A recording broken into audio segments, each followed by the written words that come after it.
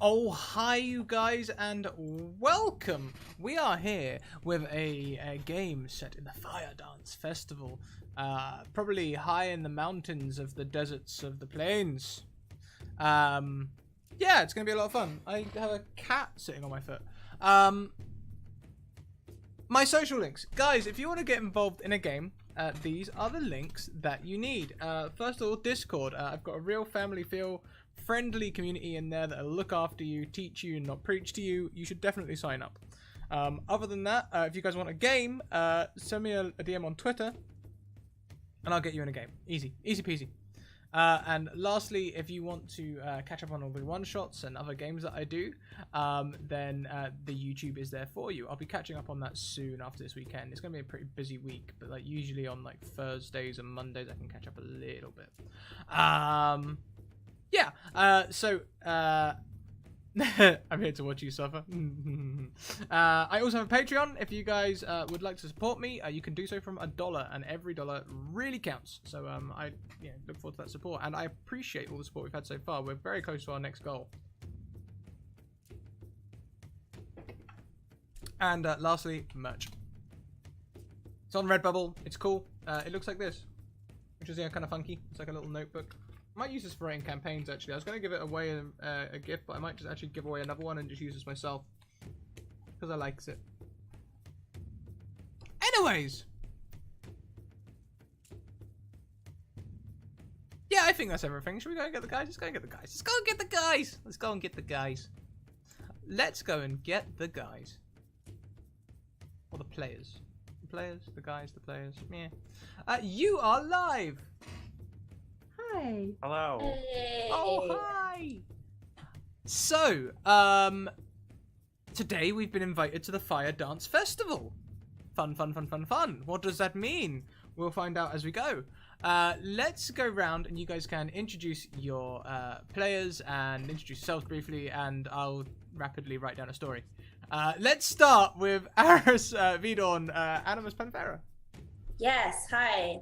My name is Eris, and I have just started recently streaming online, mostly here. You can find me at Animus Panthera almost everywhere. I love D&D, I love to cosplay, I love to chat about all of those things, and I'm looking forward to playing some great D&D tonight. Solid entry. And what about your character tonight? I'm going to be playing Corinna, who's a dragonborn warlock, who is also a musician, who definitely was not invited here on merit. She definitely bribed somebody for an invite. She loves to have fun. Okay. Okay, that's cool. And next down the screen, we welcome Lex Mandrake of Dank Dungeons TV. Oh, hi. Hello. Me. I do a million things. If you want to check out the stuff I do, follow me on Twitter at DankDungeonsDB. I have a YouTube series. I play in a bunch of games, especially on the Off the Table Twitch channel. Lots of fun. And I recently published some stuff on the DMs Guild, so check all that stuff out. And yeah, follow me on Twitter for links to all that stuff. This evening I am playing not a serious character. I am playing Garithamar, also known as Gary. He is he's a barbarian who just wants to live a simple life as a baker, and he has been invited to the Firedance Festival because he has some award-winning pies. That strawberry rhubarb, oh my goodness, it is so good. Yeah, I think we've all heard good things about the strawberry rhubarb. It's the envy of any table, as I understand it. And last but most certainly not least, we welcome back Anna, who goes by an insect name, which Ephemeroptera. Ephemeroptera. It's a mayfly. A mayfly. I was pretty close. Yeah, you were. Should we just talk about my character? I don't know. Yeah, talk about anything you like to begin with. Okay. Like, So my Twitter handle is mentioned. I do some miniature painting on my Twitch channel. I just started that about a week ago, and that's kind of what I'm doing right now. But anyway, my character for tonight is a half-elf monk named Avriel Sunfist. She was abandoned as a child at a monastery. So she was raised by priestesses who taught her the way of the sun soul. So I do a form of fighting with a bow staff that comes with like inner energy of the sun. And I also perform it as like a fight dance. So you're actually here with some sort of fiery dance skill at the Firedance Festival. Useful. Yes. Very useful. I don't sense any plot devices at all. So, guys, you arrive at this village. They are currently setting up for the Firedance Festival. It's early evening. No one really pays attention to you. They're quite a nomadic group. They move around the desert. At the moment, they're quite high up there towards a mountainous range. It's where they traditionally hold the festival.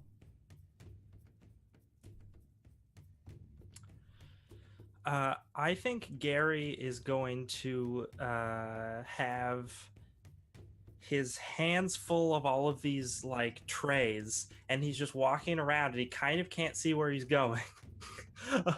And he's like, excuse me, could someone please tell me where the pastries are supposed to go? Where's my booth? I don't know where to put these.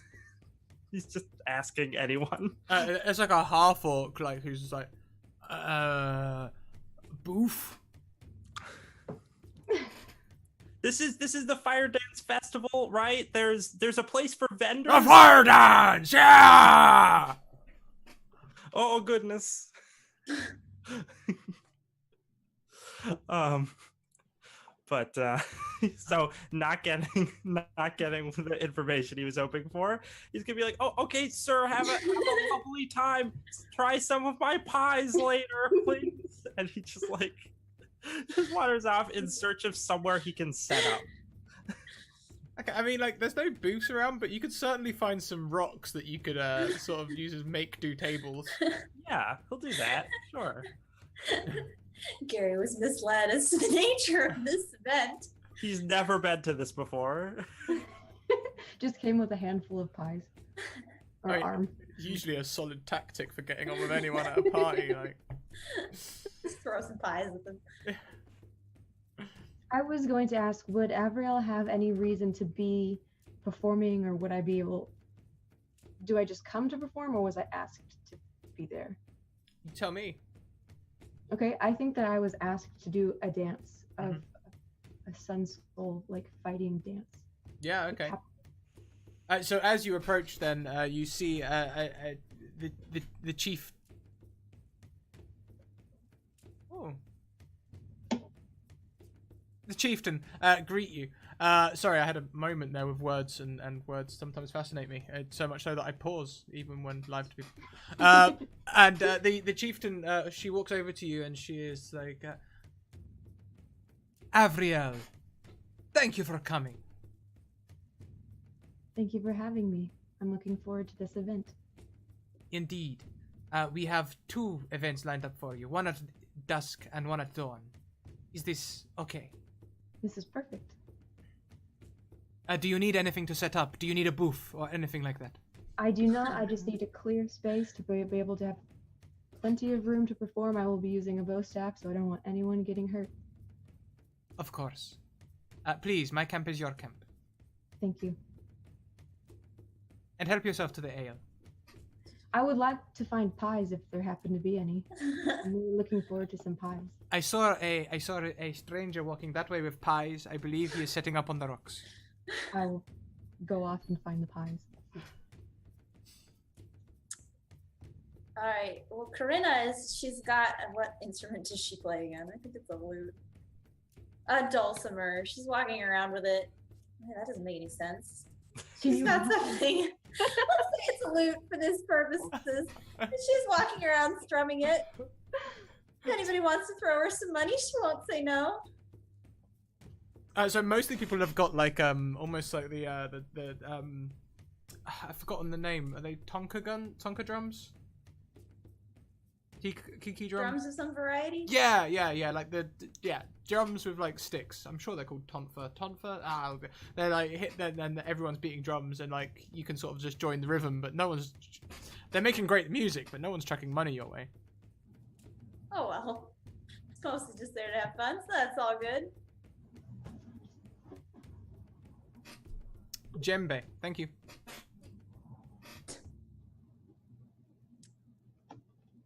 Right. I see Gary with his pies.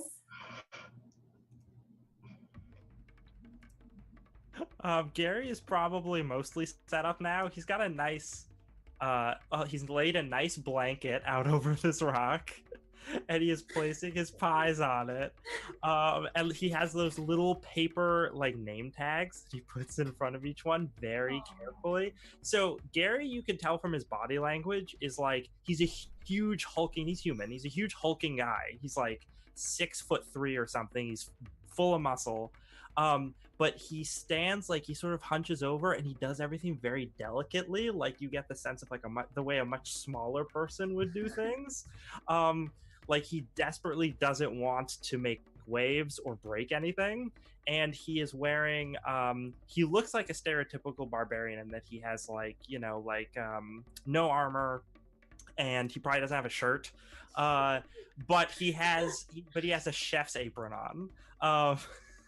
And sanitary concerns are very important. Maybe he has a hairnet too. Who knows? And he's just putting out the pies, and he's like gingerly like cutting slices out and like putting like paper plates to the side. So I just imagine with the loot or whatever, it's very sparkly dragonborn. She's like green, but all of her scales have gold like on the tips. And she's wearing like a shit ton of jewelry, and it's nothing expensive. It's all just very sparkly. She's wearing like a really cute outfit. She looks good and she knows it. And she just strolls up playing her lute and is like, "Are you selling those pies?" Oh, yes, definitely. Would you like? I have so many flavors. The strawberry rhubarb is the best. That's the one that's won the awards that brought me here tonight. But I have key lime. I have banana cream. I've got your classic apple. Like, which would you like? Why don't you give me the one that you won some awards for? How much is it? How much is like a couple copper? That makes sense, right? Yeah, like three copper would be fine for a slice here, and he like plates it and like delicately sort of like hands it to you. That's a beautiful instrument, by the way. Thank you. It's definitely mine originally.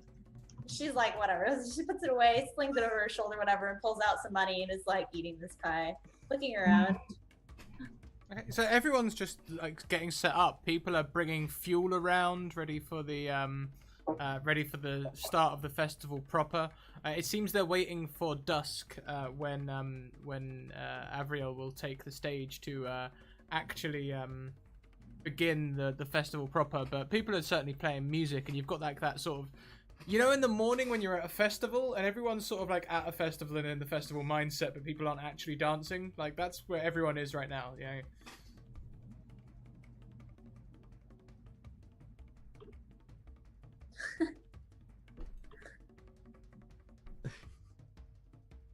Someone will walk over and look at your pies. He continues his sales pitch where like he gives them more information than they need. So they literally just say, does this one have nuts? Oh, the pecan, yes, that one has nuts in it, yes. Oh. Well, does this one have nuts? No, the Boston cream does not have nuts in it. This Boston. Fantasy Boston. Fantasy Boston. The Waterdeep cream does not have nuts in it. Oh, that doesn't sound right at all. Oh, yeah, that's bad. Waterdeep cream pie. Oh, no. Yikes. What have we Yikes. done? I'm leaving now. Gary's already ruined the game. We're barely into it.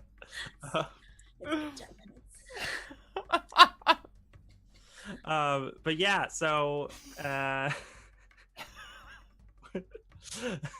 don't know. I don't know where to go from here. Would you like me to roll some sort of Anything. Emergency roll. Just roll. I will Saving throw. try to sell my pies? Yeah, can we have a plot Charisma? a plot saving throw, please? Yeah. On a 16, yeah, he's my voice changed dramatically just then. I'd quite like the water deep cream pie. That'd be great. The raunchiness of it completely going over Gary's head, which is why he named it that. It's like, oh, definitely, yeah, no, they love this one. And for some reason, everyone always finds this one funny. I don't know why. Nobody gives it to him. It's also going over his head. He's like, do you put something in it that makes people laugh? I mean, just some nutmeg. That's the secret ingredient. I don't know why. I don't know. Maybe it's something in the Meg. So, oh god, why did I choose this character? Why did I build this? Why did I do this to myself? I like him. Charming. What are some of the festivities that are going on tonight? I don't know too much about the festival. I was just invited and I came here by carriage. It was a long trip. I'm not from around here. Well, it's very simple. We hire a professional dancer to open and close the ceremony. And in between times, we face and make amends with our ancestors. Oh, that sounds very spiritual and fun. Yeah. Have you had any ale? Oh no, I don't. Just water for me. if you have to watch your pies, I can go and get you one. Like, I'll bring it over for you. Oh no, you don't know. You don't have to do that. That's fine. I mean, it's really not a bother. It's just over there. Like. Oh, okay, yeah, no, that's okay.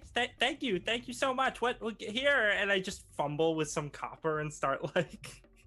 No, it's all. This is a festival. It's all free. Oh, okay. So prepaid. Thank you. When it's gone, it's gone. You know. He's gonna walk over and get a bit. You get the strong feeling that Gary just said yes because he didn't want to offend anyone.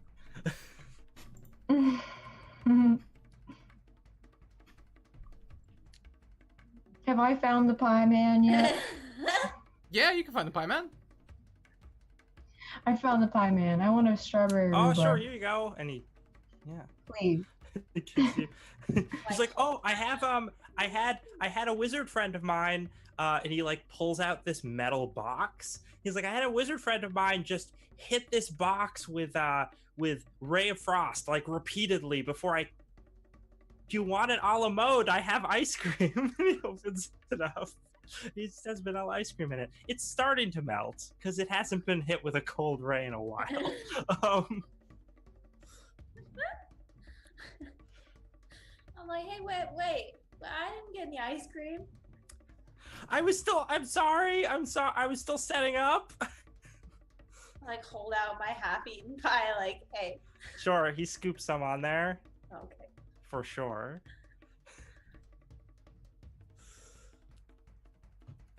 Does our friend come back with the beer? Yeah, he's sort of like, he's doing that classic thing where he's on his way back, but every second step he takes, someone else talks to him. So you guys have got time to carry on interacting with your pie maker. I got my pie. I'm leaving. I need to go be ready to dance. I'm not very social. Wow, yeah. Truth. Get some stretching in, you know. Yeah, I need to stretch and practice. So as you're walking away, I think Gary's just gonna be like, oh, that's a lovely staff. Oh no, she's gone. Okay. Just pat you gently on the shoulder, like, good job. Thanks. This is really entertaining. Glad I came. So one of the one of the orcs is going to come over to you, Avriel, and she's like sees you stretching, and she starts like trying to copy you. She's like, I'm the orc. I run the yoga classes. Where did you learn? Where have you practiced? Here. Well, the dance that I do is more than just yoga. It's spiritual in nature. I learned it at a monastery. I was raised by a priestess who taught me the way of the sun soul. And through my dance and through my practice, I worship my deity. That sounds really beautiful, but terrifying. It's a little bit of both. Yeah, I would call it beautifully terrifying. It's a fighting technique that is turned to a dance, and therefore is why it's usable as a performance for people to see. But through it, I try to show the world the power of following the way of the sun soul, the way of the sun in general, and spirituality and art, and the way they combine into something beautiful. She like gets a little bit closer. Would it be blasphemous if I was to learn some of your dance? Would that be a thing we could do? I could teach you some, but it wouldn't be blasphemous, but it's impossible to do one without the other. So you would learn inherently, you would learn the ability of releasing your soul and learning the beauty of the universe through the fighting technique that turns into a dance. And you can teach me that in just a couple of hours? No, it would take about 10 years. Oh. Oh, Plus I see. 5 years of interning, free, unpaid. I'd love to take you up on it, but that sounds like an awful commitment. And you know, I have the yoga classes to teach. They're very important. I can give you the address of my monastery anytime. I have a business card, just a little scrap of parchment. I hand to her. It's a life commitment. Thank you. And she just runs away. She goes straight to the ale, and this guy finally is managing to get her away from Phoebe. Like he's like literally 4 feet away from Gary now with the beer, and he's like, yeah, no, I'm just taking a beer over to the. Yeah, no, we're gonna do that later, but I think we should just leave it. I'm just taking this beer over to. Okay, yeah, and he manages to like extricate himself, and he comes over and he's like, "Whoa, party's really starting to get going. Here's your beer." Oh, thank you. Did the pie go well with the ale? What do you think would go well with the ale? I think the pies will go really, really well with the ale. I'll tell you what, I'll go and get some. Okay. And he wanders off, and this time he picks up a large barrel of ale. Just didn't bring the whole thing. Gary turns to Corinna and is just like, so do you want this? I don't drink, but like I don't want to be rude, but I don't know what to do with this ale. Do you want this ale? Yes. He just he gives it to you. So you're performing here? You're gonna play that lovely instrument? That's the idea. Cool. You don't know anything about this thing, do you? It sounds very like reverent. It's really interesting. Yeah, I don't know. It sounded like a party, and I like parties. So the orc's coming back with this large barrel. He's like, excuse me, coming through, excuse me. But just as he gets close to the table, one of the orcs just like jostles him, and he like loses balance, and the barrel comes crashing onto the rock, showering all of the pies in ale. Oh. Thank you very much to Katie Faze, who donates to make things worse, specifically for the pies. I'm looking at this, I'm like, well, I guess now we'll find out which ones taste good with the ale. Oh my god! I'm so sorry! I got jostled, and, Here, let me help you clean that up. And he's gonna start scooping up some of the water deep cream pie, and he's gonna be just scooping it off the floor back onto the crust. Gary's just like, oh, thanks. Oh no. And he takes out like a little handkerchief and tries to dry like the table. It's obviously not enough. It's not even close to enough. It's just a mess. He's a broken man. But that's what's happening over there. He's a little involved in that. So it's beginning to get close to dusk. Is it my time to shine? Could be. So if we have everyone ready and set up, I need complete silence. And as you call for silence, the drummers are sort of like, they quiet down. Hopefully the drummers know that they'll know to go along the beat of my dance, and hopefully the drums that go with it. That's what we do. It starts out with silence, and it's a dance with the bow staff, and somehow there's fire with it. I don't have any magical abilities myself, but I was able to get my staff enchanted to where it would throw flames as I make it move. Mm-hmm. So that's what my dance will be, is me with a bow staff, and it has flames coming out of it, and the drummers just going along with my beat to like a steady kind of tribal sound. Yeah, they're going with it, definitely. So as you start doing this, all the orcs begin to start dancing with you, like in a circle where you're at the center, and the chieftain is sort of like dancing with like just a torch heading towards the main bonfire. The way this dance works is that it moves you to your core, and you'll feel it, and in your body you will feel the beat somehow. That's why the drums go with it. That's why it works. And as I do my performance, people will feel it, and they'll feel their souls growing and swelling. Karina, Gary. I'm gonna snap my fingers and use produce flame and just have a little flame in my hand and do like the concert back and forth thing. A cigarette lighter. It's just on my fingertip. Gary doesn't want anyone to notice, but he's finding himself being moved to the music just a little bit. He's trying to be as reserved as possible about it so people don't notice, but he's like finds himself moving a little bit to it. You can't resist it. It's part of the magic of the dance. Yeah. As you are looking around at everyone every hour during your dance, if you have your eyes open, do you have your eyes open when you dance? Occasionally open, occasionally shut. So on one of the times when you open your eyes, everyone around you will look almost skeletal.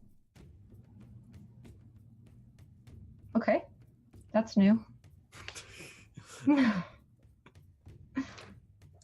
So I'm going to continue my dance. I'm not going to stop it, but as I wind down, I do feel some worry in my chest of I don't know what's happening to these people because this has never happened before. Mm-hmm.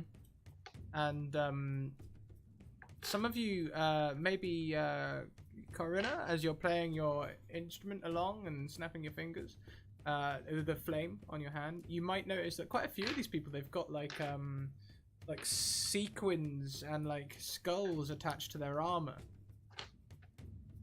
More so than normal half-orc bands.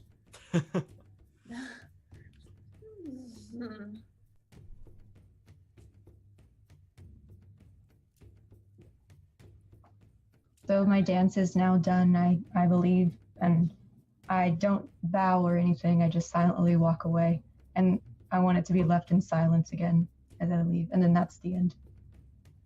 Gary starts clapping enthusiastically and then realizes that he's not supposed to and then quickly stops. The only one clapping. Standing here with my little flame like I thought that's what you're supposed to do. I'm sorry. No.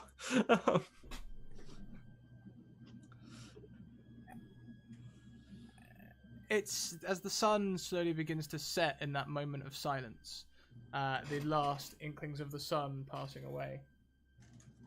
The moonlight casts a blue light across the crowd, and if you didn't know any better, you'd think they have painted their faces to look like skulls. Do we know any better? You tell me. Would you like This to is roll? my first time dancing outside of my monastery, so I don't know at all what's going on. I'm suddenly very concerned.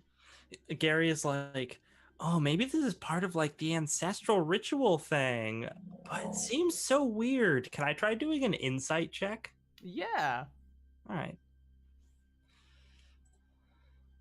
On a 12, difficult to say. He turns to the dragonborn next to him and says, Corinna, is this something like you've seen orcs do? I don't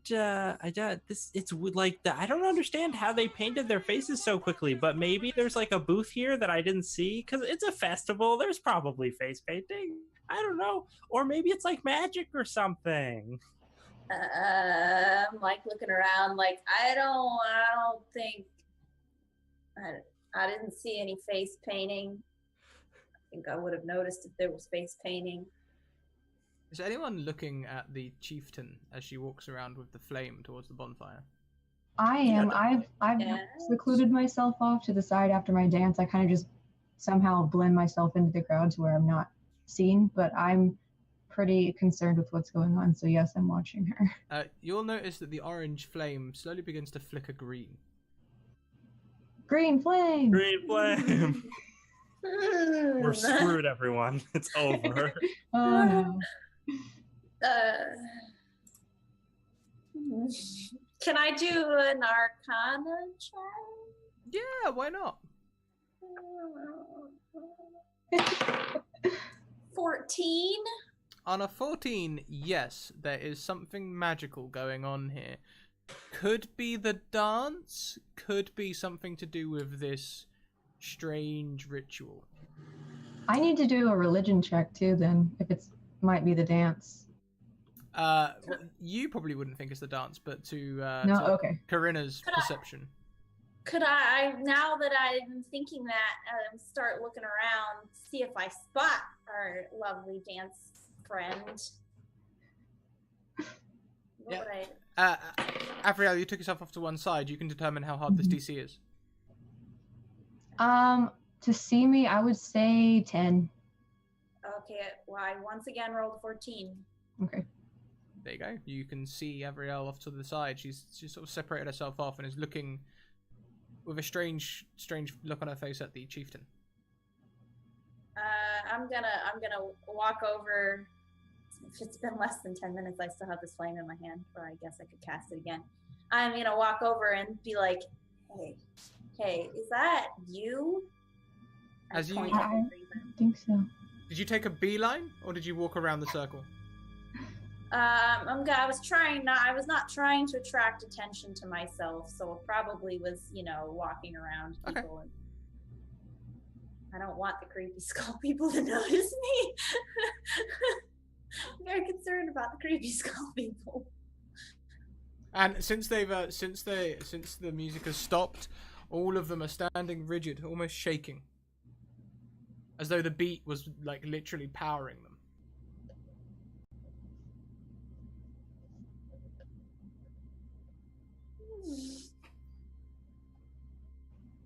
Clan,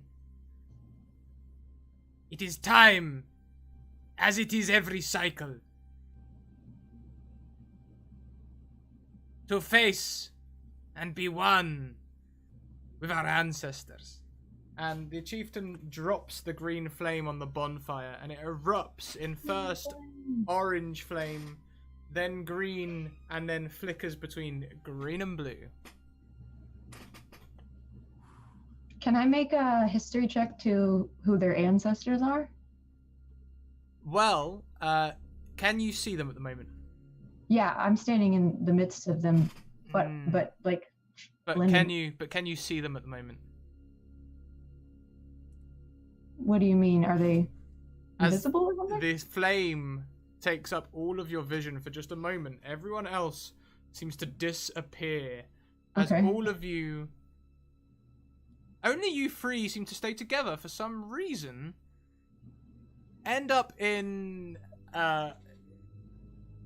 almost certainly some kind of representation of a dead world. Yay! Hmm. The bonfire burns black nearby. Cool. So we're clearly in a different place now. What is the sky like? You look up to the sky. It is a roiling mess of silver and black. So we've been transported through some kind of ritual. Any checks can I make? I have no clue. Yeah, I mean, if you want to look for Insight, perception. if you want to look for something like that, you give me a survival check.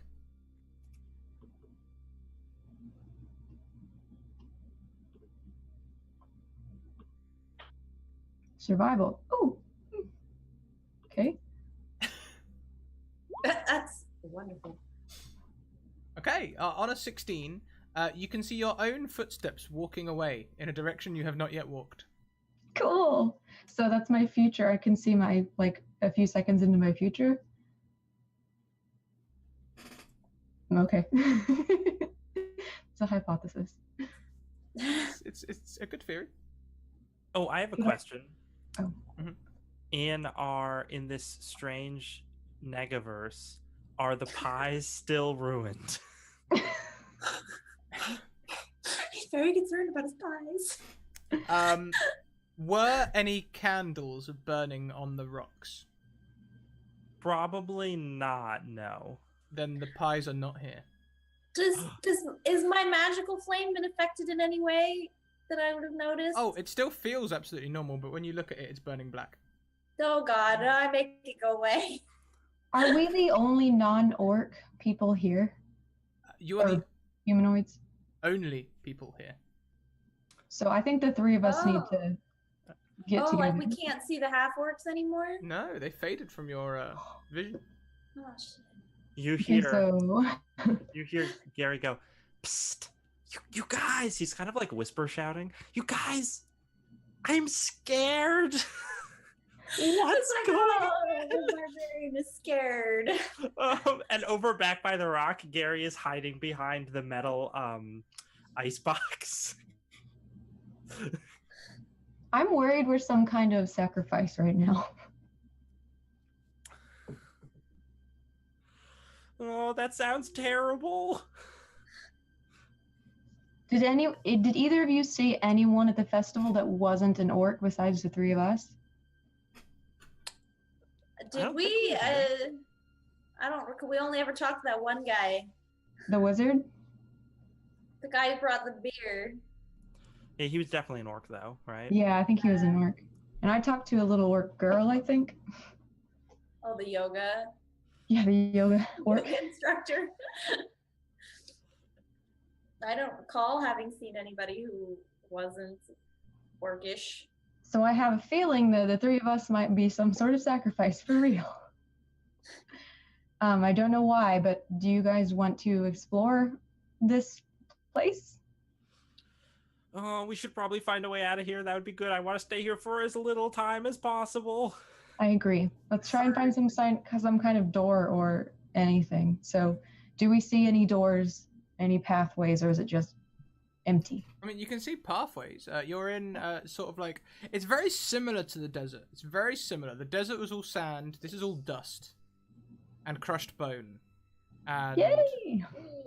Oh, we're definitely sacrifices. Look at these bones. Oh, They probably do this every year or every millennia or something. Can we go investigate the black fire? Yes, you can. Should I roll for that? What do you want to roll? How are you Never mind. investigating? It's a bit of a moot point because I rolled a 1. Ah. Noticed nothing. The fire is extremely important. I'm over at the fire. I'm like, this seems significant. Yeah, it is the connection to the waking world. So we're all together. We can also make checks. Yeah. What did Follow you the do? fire. Investigation? I didn't even think about it because I rolled a 1. I was like, whatever. I don't notice anything. Let's see. How about investigation or arcana? Yeah, sure. You'll get different things for whatever you roll. I will try investigation then. Oh, This is most definitely a portal to the waking world. So, okay, I want to try this. I want to put my hand in it. Yes. So, what happens when I touch this fire? You take 1d8 burning damage. Cool! I see her doing this. It's like too late, but I'm like, whoa. Yeah, no, Gary definitely does that too. Smack. Stop that. Stop touching the creepy fire. It's never a good idea. So I got 3. Yeah, you got 3. You also, now where your hand has gone in the flame, all of the veins in that arm are blackened wherever the flames licked. Cool. Oh, that looks infected. Oh no. I've been poisoned. So guys, I don't have any kind of magic or anything. All I have is this staff and a few fighting techniques. Does anyone have any spells they can try on this fire? I have many spells, but I don't know how useful any of them are. Any wind or... I have Phantasmal Force. Try it? I'm supposed No? to target a creature, though. I don't know if you can Oh, use Phantasmal Force on a fire. Can you use Phantasmal Force on fire? unless it's a secret elemental. Yeah, it doesn't really have... I mean, unless, like you say, it is a secret elemental, it doesn't really have a wisdom check or anything to make. Yeah, I don't know this. Okay, I so have- when I touched it, did my hand at least pass through it like a regular fire, or was there substance to it? It felt like a regular fire, but it didn't move like a regular fire. Where a regular fire dances around your hand, the fire almost latched onto yours and was sucking. Hmm. Oh, do you have cure wounds, perhaps? No. No? Okay. Warlock. I do. Oh, no. Okay. Gary is just like, oh, that fire seems evil. I know what to do. I was a Boy Scout, and he runs over and he just starts, because we're in a desert, getting sand and throwing it onto the fire. Oh yeah. Dust. Not sand, Dust though. and It's bones. dust and bones. I mean, Dust can maybe put out fire, like in, ashes, maybe.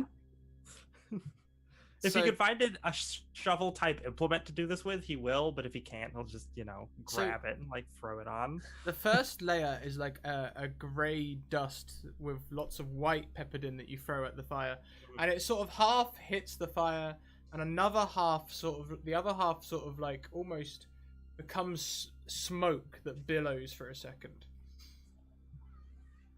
Beneath this layer of grey dust, there is black dust, That's old. or like possibly black sand. Okay. I think that doesn't mean anything to him. And he's just as freaked out about that as he's freaked out about anything here that he's found so far. So he would continue shoveling. Okay. So as the black grains touch the fire, it roars upwards, almost in an explosion of flames, as your hands are now stained with charcoal, and you are throwing coke onto the. Ugh. I made a mistake!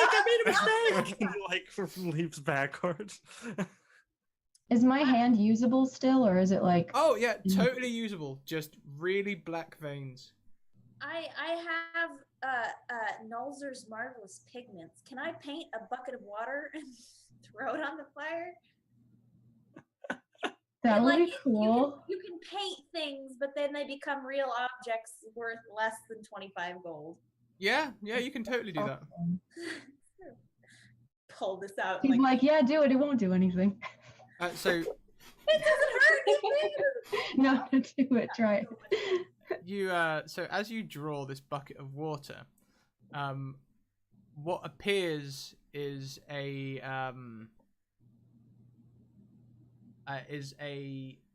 funnel of sand. It did something. Yeah, but no, when I painted the bucket, so I haven't even like made a bucket of water to dump on the fire. I just painted a bucket of water and it turned into nothing. Is that what you're saying? No, I'm saying it became a bucket, but sort of like the dead version. It's got holes in it, and the water has turned to dust. Oh. Has our clothing changed at all, like decayed or anything? Or is No. it still? No, you guys in your forms are 100% as normal. It would seem that magic doesn't work the same way here, though. I want to move. I want to find something else because this fire is just not getting anything done to it. I don't know.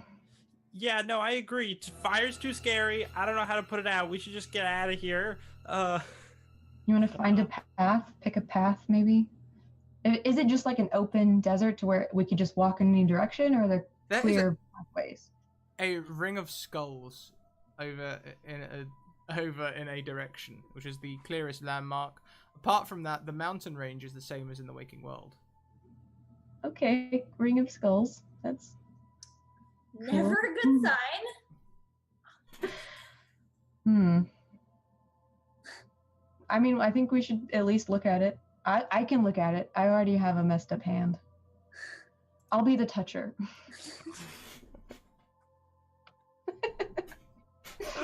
Oh, brilliant. Okay. Be beautiful. I want to go see the circle of skulls and possibly stand in the middle of them. So as you guys approach the circle of skulls, you will see a ghostly figure of an orc kick a skeleton into the center of the ring, hack its large greatsword through the skeleton. The skeleton falls to the ground, and it roars in defiance and championship before it fades away itself. Good sign. So this wasn't a physical thing happening. This is like some sort of memory or. Yeah, very ghostly. Okay. So I'm not gonna go stand in the center of the skulls, I don't think. And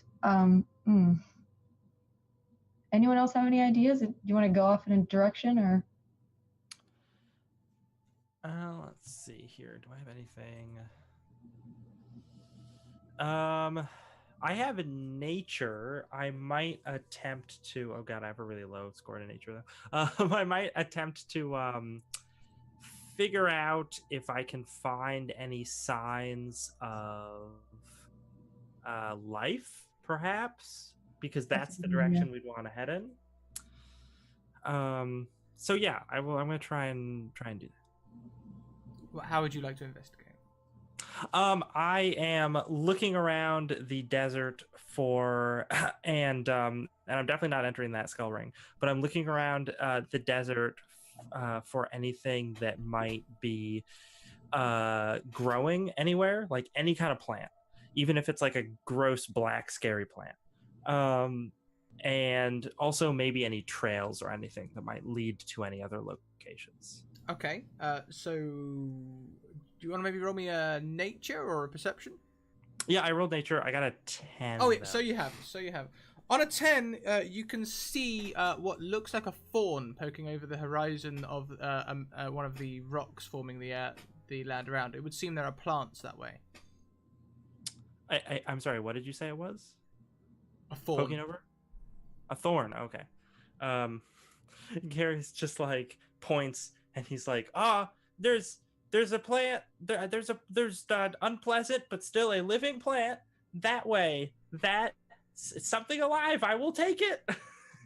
Come on, let's investigate. Yeah, I'm like looking back at the skull circle thing and like, yes, let's go that way.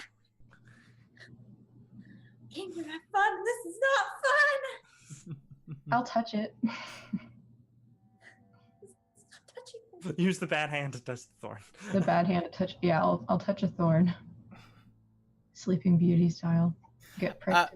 So as you come around the corner, you can see this large viney,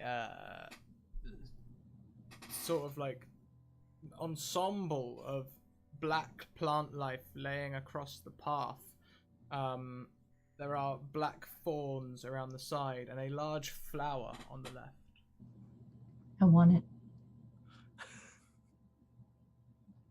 Are you sure you want it? I don't know. It looks kind of scary. It does. I won't touch this. Or maybe I should touch it. I don't know. Can I roll another Arcana check on it? Yeah, of course you can. Oh, that was really shitty. 8 plus 4 is 12. On a 12, this could just be part of the landscape. It might be entirely safe. Might be being the operative there. Possible. Yeah, possible. Does anyone feel like cutting the vine? No, but I'll give you a dagger if you want to try it. Okay. Pulls one out. So I just want to see what it does since I don't know what else to do. I'll try and cut off something like a leaf or something, not the actual flower. That sounds dangerous. So. Okay. So as you cut it, the plant seems to flinch for a second. That's kind of alive. And we talk to the plant. What do you say? Hello there, friend. As you do this, a second plant comes out from the other side of the vines, like its head's craning around to look at you. Do they have any kind of eyes, or it's just a normal flower? It's like a normal flower. It's like a deep purple color with like black lining. We're sorry that we cut one of you a little bit. Can you understand us? How do we leave? It cranes its head the other way.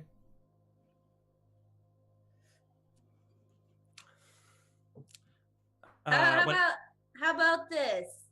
You're gonna shake once for yes and twice for no. Can you help us? It cranes back the other way. I don't think it speaks common. What other languages do I speak? I speak Nothing useful. Celestial, Abyssal, Sylvan. I think maybe one more. Try Sylvan. I only speak Draconic and Common. Oh, Maybe no, they're Christ, fairy that's wrong. plant. I could try Abyssal. Gonna say that, or does anybody know the elemental language? Oh no, I don't. I can speak Gnomish.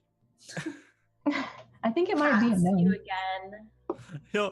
He'll start attempting to speak Gnomish to it, but the only words he knows in Gnomish are stuff related to baking. So he's just like, what kind of pastries are in the area? It's like the stuff that he's saying. Just listing types of dough. The plant seems to like convulse for a second, like.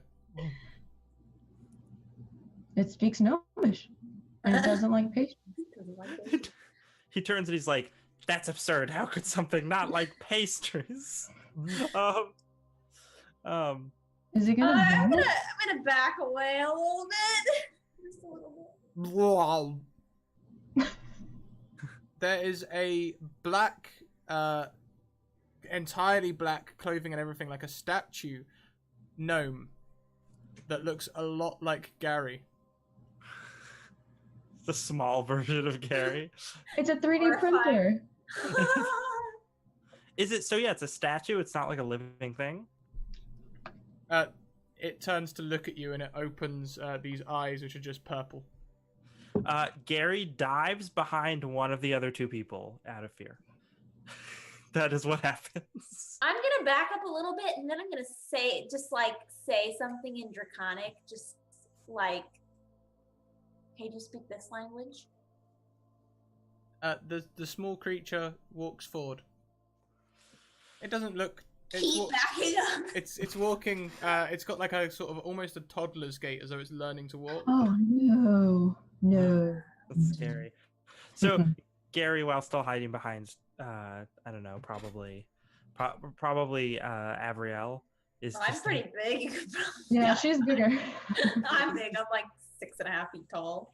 It's just like it's in Gnomish. It's just like, oh, it's okay. You don't have to come any closer. It's so nice to meet you. Hi, can you tell us how to get out of here? No, seriously, you don't. You can stop. You don't have to get any nearer to me. That's fine. I have my staff like backing away. All my spells are fire-based. It begins terrifying. reaching out towards you as if for a hug. I'll hug it. I'll pick Once it up. again, just stop touching things. And so the small creature gives you a really warm hug. Oh god. And then stabs me? No. No? No. Okay. Do I have a child now? It possibly. It seems to be Plant attached to you. It's just like hugging you. Okay, I'll put it on my shoulders. Oh, you try and take it off of you? Oh. Oh god, oh god. I'll let it keep hugging me. It's okay. It carries on hugging you. Okay. It might be infused to me now. I already have the black hand veins. You said it's like black, right? Yeah. Ebony, like stone, or like warm, squishy? It feels a lot like a dandelion stalks, sort of like hard but covered in like fine hairs, so it gives the feel of it being soft. That's a great description. Okay. It's got hairs on it. It's plant-like. You did say it came out of a plant, so it's got some plant matter in there, I guess. If you are standing behind Avriel, you will see the arms extending around her back. Oh god, oh god, oh god. I don't think that's a good thing. Maybe you should stop hugging. Just no touching anymore. Stop. Avriel, you'll feel the hands work their way back around in front of your waist, as you are now being enveloped twice, as the it's encompassing you. Do I still have the dagger? I didn't I don't take like it back, this. so can I like reach over? I'm just gonna touch it with one finger and do shocking grasp on the plant thing.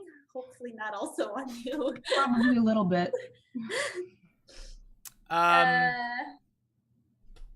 Yep. Okay. Cool. 1 second. So it's a melee spell attack. It's definitely not wearing metal armor. 15 plus 7. Ooh, that is a 22. That is Yes. almost certainly a hit. You see this electrical energy go into the plant, and absolutely nothing happens. Oh shit. Oh shit. Is it hurting me? Am I in pain, or am I just freaked out? It's not hurting you, but the hands are now like they've split into two, and they're now beginning to like wrap around your legs, like crisscrossing around like the front and back of the thighs, down to the knees. Gary is gonna run forward, and he's gonna be like, "Oh no!" He's gonna run forward. He's gonna take out his maul, which looks like a rolling pin, and he's going to attempt to bring it down on this creature. So, like similarly now, the legs are also.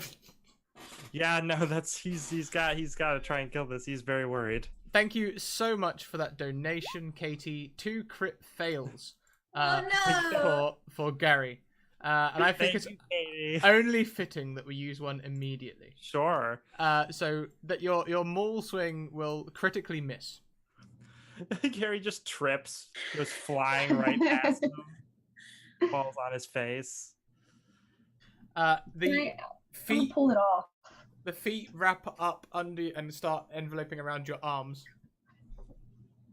Okay, I just want to start trying to at least pull it off. Like, I don't know if talking to it at this point matters because it seems to be quickly suffocating me. Not So, suffocating at all. All the It's time that you let it do what it wants, it doesn't like you can move freely. As soon as you start thinking about removing it, it starts seizing up and stopping you from moving. Okay, so I think I'll realize that pretty soon that that's what's happening, and I'm just gonna let it make me a new outfit. Oh God. So when it's got your legs and arms entirely wrapped, it goes rigid. Would you like to make me a strength check to see if you can break its grasp? As its face stretches up, plant-like to yours. Oh, sorry, I did it twice. That's okay. On a 17, how strong is this thing? Oh, it's pretty strong. On a 17...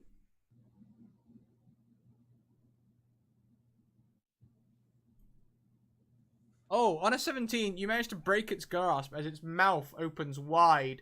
At first, almost looks like it's maybe going to go in for a kiss, but then its mouth opens even wider as though it's trying to envelop you. My head is... But you can break its grasp. Okay. I'm gonna break its grasp. I'm gonna rip it off me. Yep, so as you rip it away, the body goes away, but the vines stay wrapped around your body. The body of The mimic, basically, of him, like a... Yeah, the plant child thing. Okay. But it looks like him, right? Yeah, it does. In fact, as it lands on the ground, it soon grows new hands and feet to look like a normal little gnome again. Okay, guys, don't hug that thing. Just so you know. I wasn't going to at any point. Oh man, how's my hand? Same. Oh, my skills are useless. They're all fire based. Yeah, as you, if you're trying to peel off the vines, they leave a sort of sticky residue on you, and it's almost like you've got like an acid wash tattoo now on your skin. Does that hurt? Do I feel it? Roll me a Constitution check.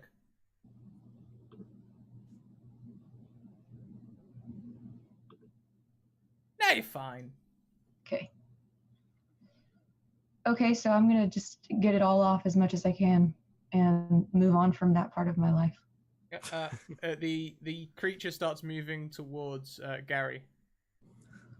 Don't touch it. I'm gonna hit it. I feel like we should just attack it. Like, I'm sure something's gonna happen, but otherwise, I'm gonna hit it with my bow staff. Yeah, I think that's when Gary can get himself up off the ground. He's gonna try to hit it as well. I was gonna say, poison spray. Does it have a constitution? Can it make a con save? I don't see why not. Okay. Well, it's gotta be a 15. Con save, you say? Mm-hmm. Nope, it fails. Cool. Can it take 2d12 poison damage? Yes. Will it do anything? You can. A 12 and a 2 is 14. As it takes this 14 damage, you see like seeds of life rather than poison strike this thing, as the poison, being the only living thing in this entire realm, creates buds and growth and mold on it, and it recoils from itself, brushing itself down. So magic doesn't work. Behind you, you hear a... Wow. Another one! Who does it look like this time? Is it me? An exact replica of you. Not a little replica. It's your sized, as though something just took a print of your body. Of me or of her for her spell? Of Avriel. Oh god. You, because it's holding you. So, can I go ahead and quarterstaff myself, my image? Oh, yeah. I was gonna say, like, Not myself. So what? You run over to it. You run into the vines and attack it.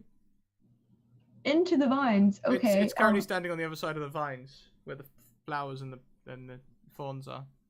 So maybe I should hit this little gnome one first if it's still in front of me, because it's not magic. So maybe a physical attack might work. Yeah, So I'm gonna try.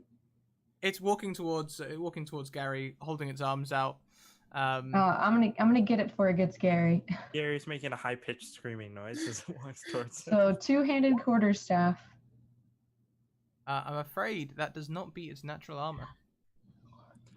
Okay. I guess we're not in combat. I guess I could hit it again, right? Yeah. Yeah, go don't you for have it. like a million attacks? I do. I have so many. Yeah, you can hit again. No problem. Let me try. Hmm. The creature starts replicating the scream that Gary's making. But it Gary sounds. immediately puts his hand over his mouth because now he's scared, even more scared. Okay, let me see if I could do Radiant Sunbolt, Yeah. which is a ranged attack. So that's, let me see, 1d6 plus 3. It's not in Roll20 for some reason. Yeah. If it's not in the SRD, it won't be in. Oh god, that didn't work either.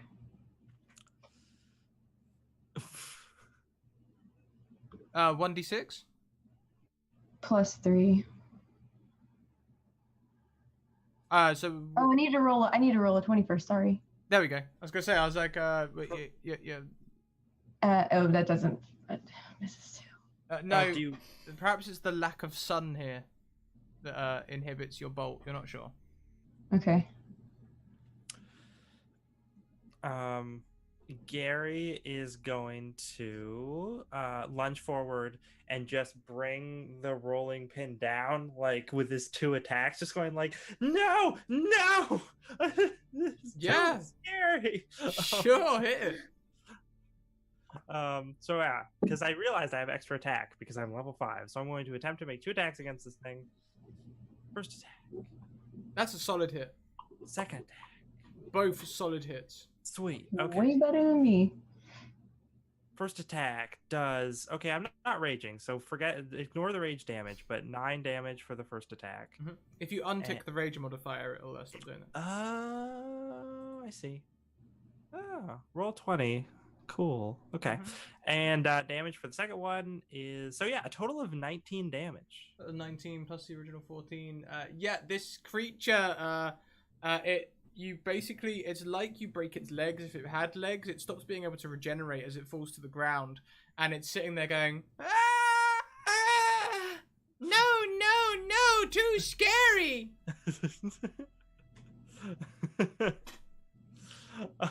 But I did hurt it, so yeah, progress. And Gary's just like, yes, it's too scary, and he's just gonna. I mean, he'll just keep attacking it, but he's happy that he's making headway here. Yeah, I mean, if you just want to keep attacking it, you can do that, and as you are killing it, it starts saying, yes, too scary. Oh God. What a weirdo. Gary's gonna be permanently scarred. All he wanted to do was bake delicious pies for everyone. Avriel walks. Avriel walks towards you all from behind the vines. The real one or the creepy fake one? The creepy fake one. And it's just solid black, but like me.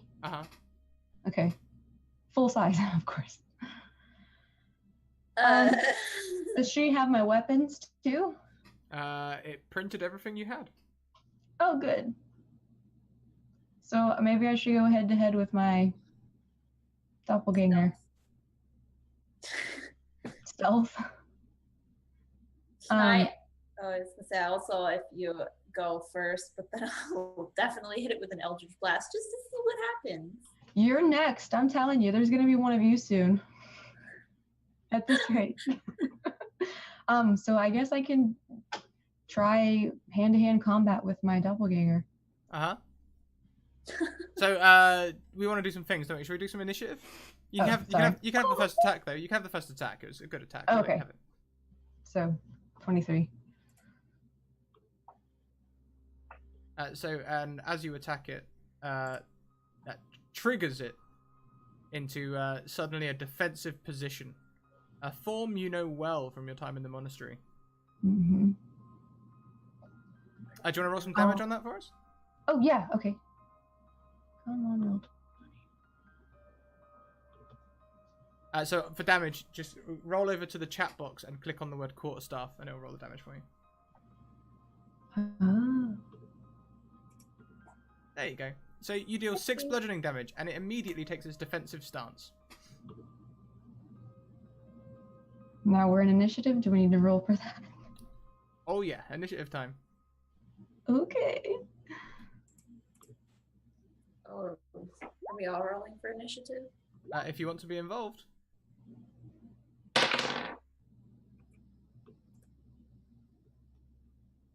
10. 16. Good job, guys. So Gary. You're muted. I am muted. I see. Is little Gary dead yet? It's not moving anymore, but it's still sitting there going, scary, Gary, scary, Scary Gary. scary, Oh god. scary. Gary's just gonna be like, I hate this place. I hate it so much. And he's gonna look over and he's gonna point at the plant. And he's like, "You're the problem. I tried to ask you for help, but this is what you do. You're terrible. You said you look horrible, and you probably make terrible food." And he bonus action rages. He uses his 40 feet of movement to move up through the vines to the plant, and then bash it twice with his maul. So, as you cross the vines, can you please make me a dexterity saving throw? Dexterity saving throw. Yes, let's do that. Ooh, an 8. Yikes. On an 8, you are caught in what is essentially a large Venus flytrap. The thing just... So it closes around me. He's gonna just start bashing that then in order to destroy it.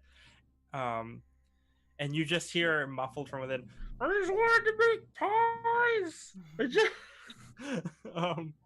So can I still attack, or am I like? Yeah, inside there. So basically, what's happened is the thing started coming up, and like there's a weird warm liquid filling from the bottom of the plant.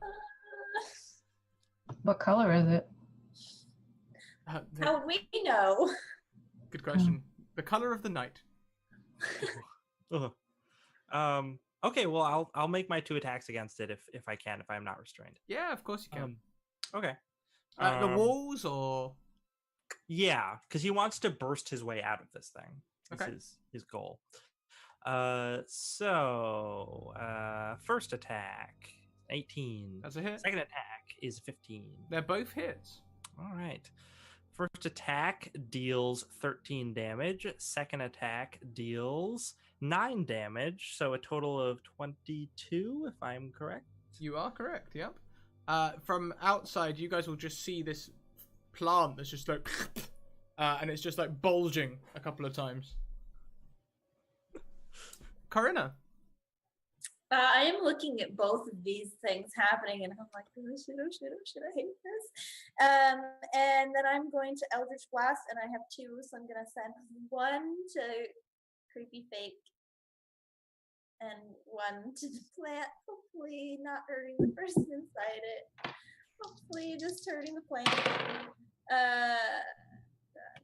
Wait, those are spell attack. 15 plus 7 is 23. That is a hit against Avriel. And 12 plus 7 is 19. Those are both hits. Cool. What is this? 1d10. Okay. One does 9 and the other does 2. Which one's which? Let's go in the order I did them. So the first fake Avriel and the second plant. Okay, so you feel a slight warm burst from the inside, Gary. And it's my turn as fake Avriel swings for real Avriel. Take it as 7 misses. Yes. And a 12. Miss. And a 23. That's a hit. Ooh. Please take 6 bludgeoning damage. Okay. From yourself, how cruel. Who comes up with this stuff?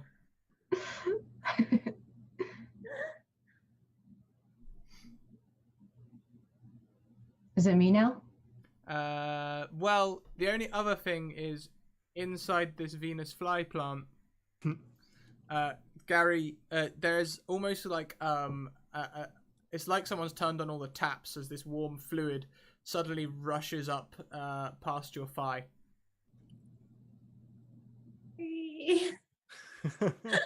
I mean, he's already trying to beat his way out of there, so that's not. He's just gonna keep doing the same thing on his next turn. Okay. I will need a Constitution save from you, please. For me, okay. No. Constitution. Oof, I have a +6 to that. Jesus. Well, Yeah, it's you know what? It's just making you feel a little bit fizzy. It feels fizzy, like you feel fizzy, and you just feel a little bit sleepy. Oh no. You're gonna die. Does my rage go away because I feel sleepy? No, because you're taking damage, but you can't feel it. Next up is Avriel. Okay. So I'm gonna do I'm going to attack myself for sure. And I'm gonna try Radiant Sunbolt again. It's having trouble in roll 20, so I'm just gonna do it by hand again. Yeah, no problem.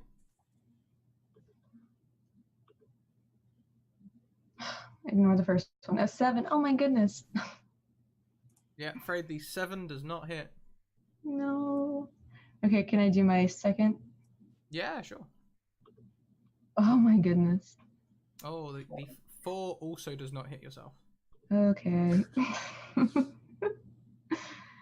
Well, I'll move farther away at least since I'm getting hit kind of. So I'll take my movement and I can go 40 feet. So I'll go 40 feet away. Okay. I don't know if that's way too far, but No, you can move 40 feet. That's fine. Katie is redeeming things over here Katie's been saving up a lot of stuff. She's redeeming all sorts of things over here. Tell me, Katie, where are these nat 1s or nat 20s going? There's 3 of them. Those 3 nat 20s are for me. Oh, I thank you. oh no. Oh, The nat ones are all for me. So next is Corinna's turn. seeing all this going on, I'm going to follow you away because I am like, she's leaving. Sorry, bye guys. And I'm just on my way out. I'm gonna do 2 more Eldritch Blasts. Did I notice that I made it worse for Gary when I hit the plant? So what do you notice if he gets like what affected affected?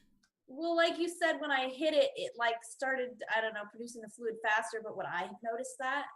No. No. Okay, I'm probably gonna Eldritch Blast. Sorry, Gary. Both of them again. Probably only one of those hits. 16 plus 7 is a lot, and 5 plus 7 is 12. A 12 will hit. Oh, it does. What was that? A 2 and a 10. For damage. Yes. We've got an extra 12. Yeah, it soaks up that damage. It just sort of like pulses inwards for a second. You're probably knocked a little bit, Gary, and it is your turn. He is going to keep attacking, I think. Does this thing look damaged at all from what he's been doing to it? Except for the fact it's producing fluid quicker. There's no... I mean, I'll take a nature check, actually. Maybe you know more about plants than I do. Nature. 15. On a 15, it's definitely taking damage. What's happening with it is unknown, but it is definitely hurt.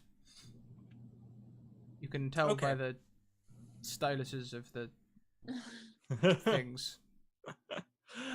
Throw in words that sound sciencey. He's just gonna keep bashing at it then. Attack 1, 25. That's a hit.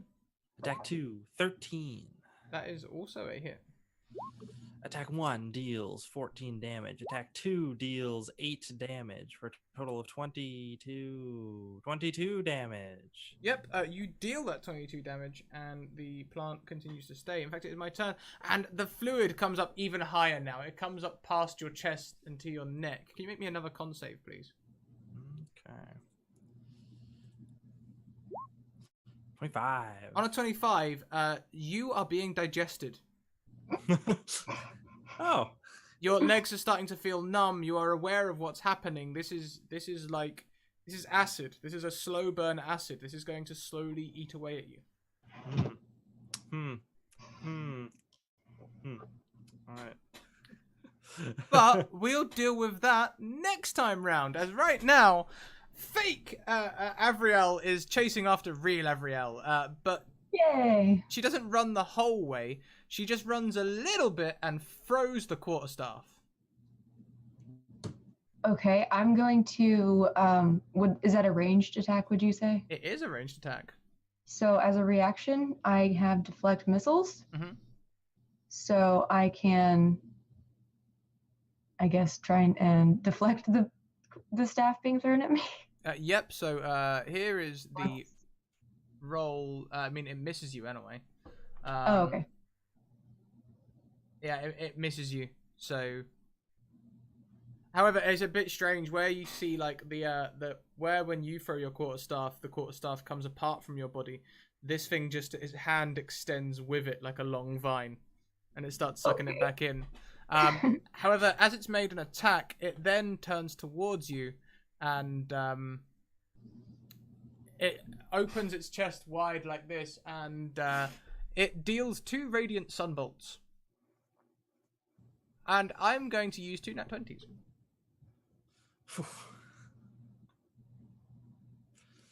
So what was the damage? I believe it looks as though it's what 1d6. Is it 1d6 plus strength plus 3? Something like that. 1d6 plus 3 plus strength, I believe, or dex maybe. Okay, so nope, that's not it. There it is. The first damage is 20. The second damage is 16. You take 36 damage from yourself.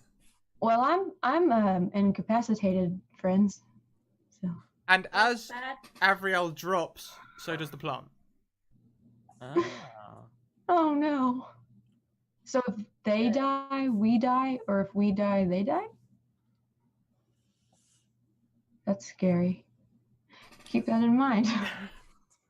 Goodbye, I'm napping now. Should I make any saving throws, or do I have to wait? You can make a death saving throw from me, and if you're running with Avriel, Karina, you'll notice that the vine, which was retracting, suddenly starts moving towards Avriel instead. But you have 1 success. Oh, yay! Okay.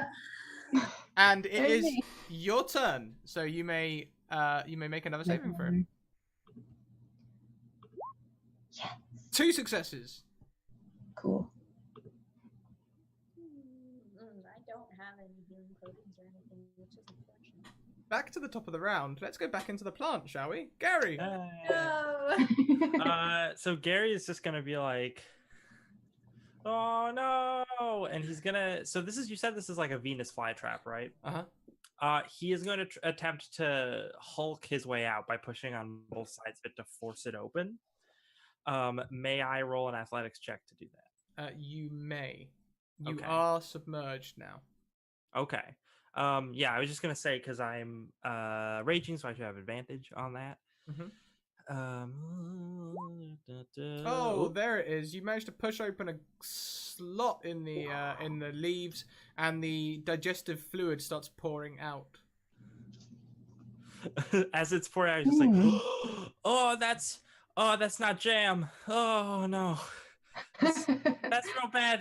This is real bad, you guys. You gotta help me get out of this thing. But that's my action, right? I don't think I can do anything else. Yeah, and unless you've got any bonus actions, he didn't make an attack, so yeah, I guess we'll move straight on to Corinna's turn. Seeing this vine coming again, I'm going to like grab. I'm like, oh shit, oh shit, oh shit. I'm gonna grab Avriel like under the arms and start dragging her away. And I guess do another Eldritch Blast in the general direction of the giant plant thing. Sorry. Yeah, sure. 7 plus 7 is 14, and a 13 plus 7 is 20. That's 2 hits.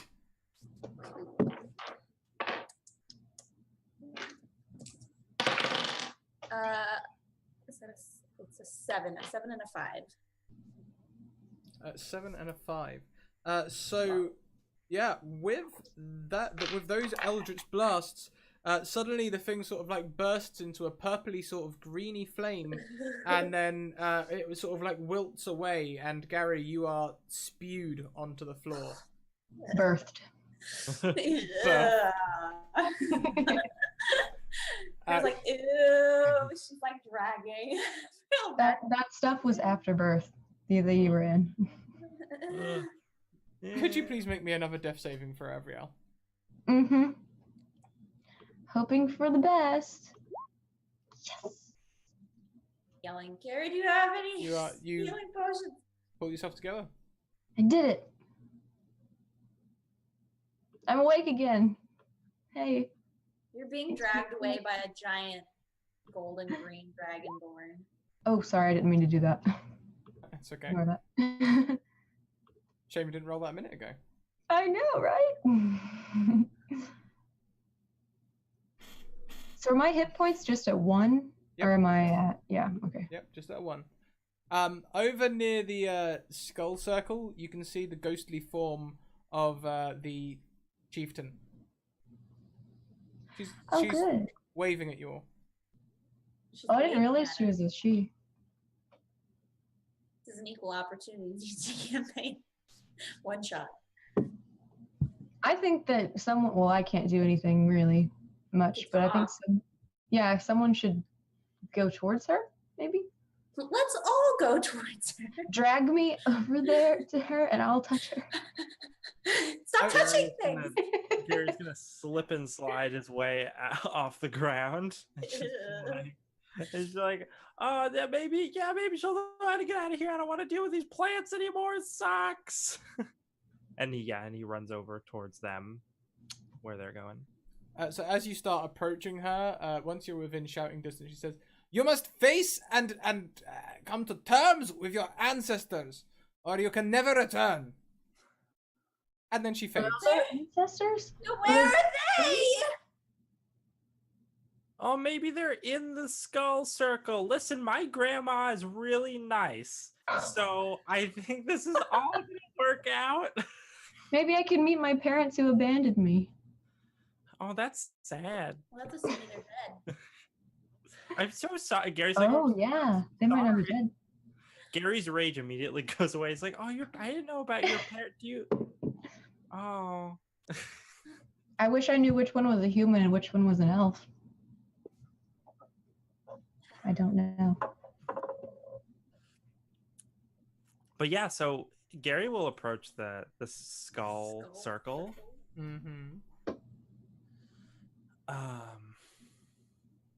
And he'll just be like, okay, if this is what we have to do to leave, then I'll do it, I guess. I mean, I'd rather it was like a baking contest or something, but if we have to.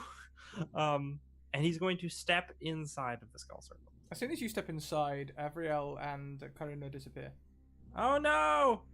You are in your grandmother's kitchen. She strides around with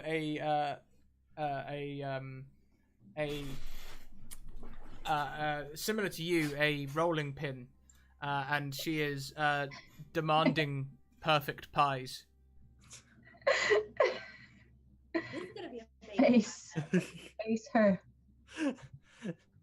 Nana, I know I didn't get the crust right last time, but I can do it this time. And she just, in the most stern way, is like, almost demonically, her mouth opens into a much deeper voice than you were used to as a child. She's just like, bake faster.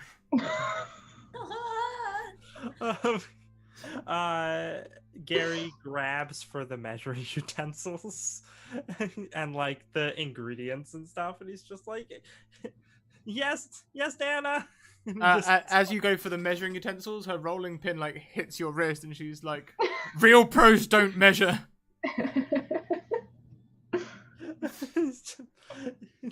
He's just like, oh no, you're right. No, I'm sorry. So he's gonna attempt to make a pie, because that's what the situation seems to call for, right? Mm-hmm. He's gonna grab those ingredients and just start, like, I don't know. He's cutting up those strawberries. He's cutting up those rhubarbs, and he's just like, Those rhubarbs. he's like, I gotta make sure not to put too many rhubarbs in or it'll be too tart, but I gotta make sure not to put too many strawberries or it'll be too sweet. Oh! And every now and again, when it seems like your stress tension isn't quite high enough, she'll just bang the rolling pin next to you. Is your grandma Gordon Ramsay? Do we see any? What do we see?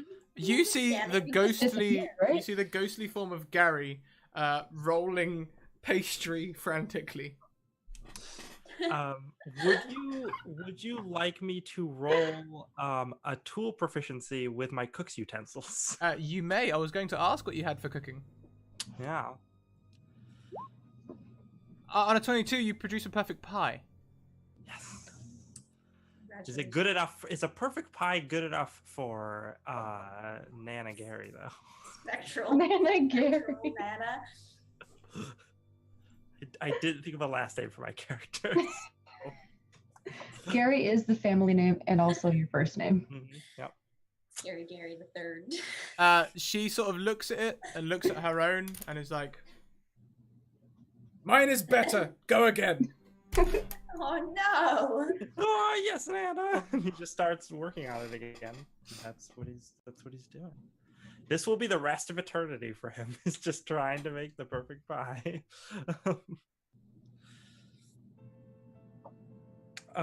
Do you want me to roll again? Or Yeah, do you go for All it. right. This time, your pie is fantastic. And your Nana sort of looks to you, and suddenly her whole face becomes skeletal as she just sort of melts away into the dust and joins the dust on the floor.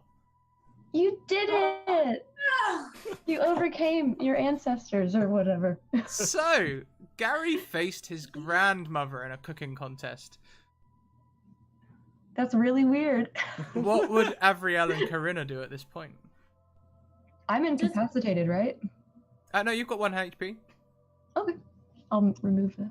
You can. I'll help you stand up. Just pick you up at the shoulders and stand you up.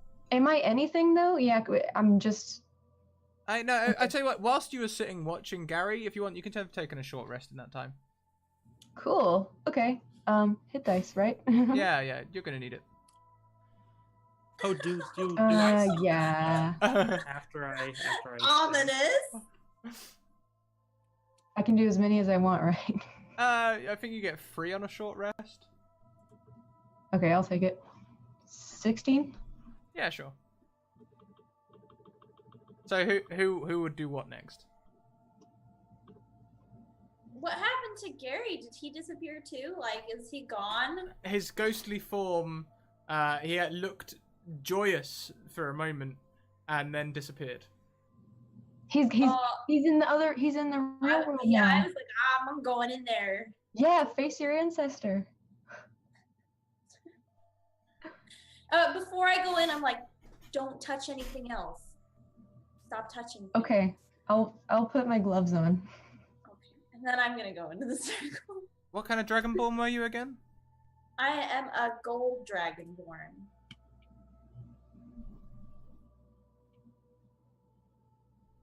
A very selfish gold dragonborn. Excellent. And beautiful. And beautiful.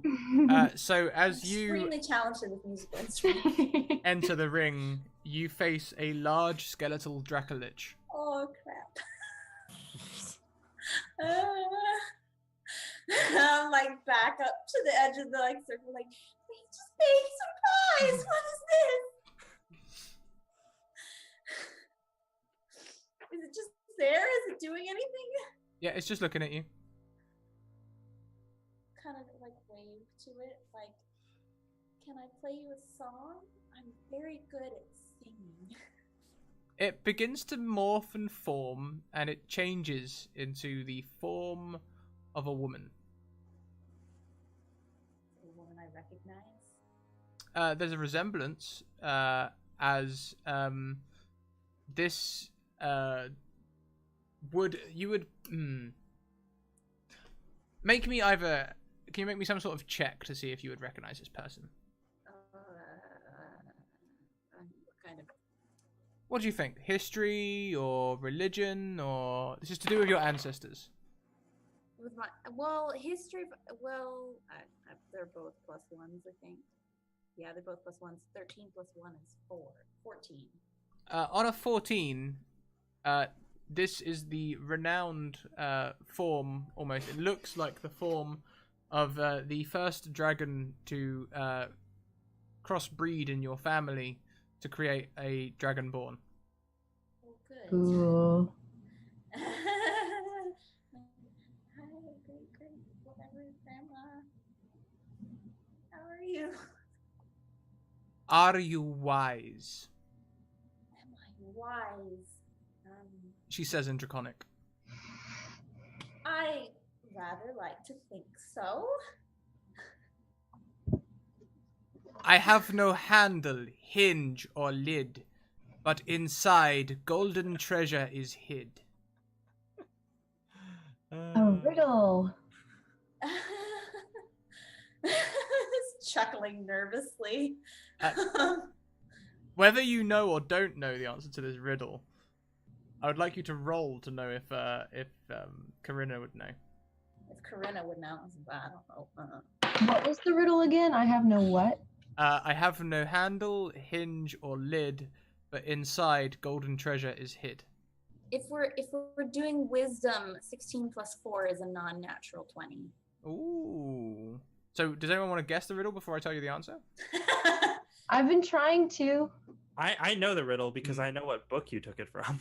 Tolkien. Oh, then I should know it too. It means I've read it before. yeah. I haven't read it before doesn't mean I remember it. Techonomadics heard that in Bilbo's voice as well.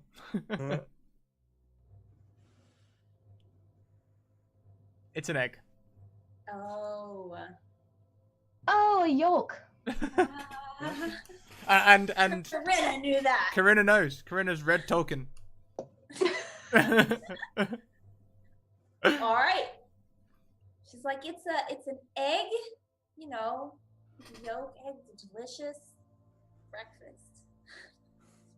Like nervously started strumming on her, whatever it was, a lute. She's like, this is an actual dragon. She points Are with a skeletal. dragonborns- Sorry. Are dragonborns born from eggs? Or are they born as Question. like... That's a hell of a question. I don't know. The internet has debated that for years. Oh, okay. Cool. So, she points a skeletal arm at you, and for a second, a dragon's talon extends from the finger as it points at the lute, and then it returns back into a finger again. And do you inspire?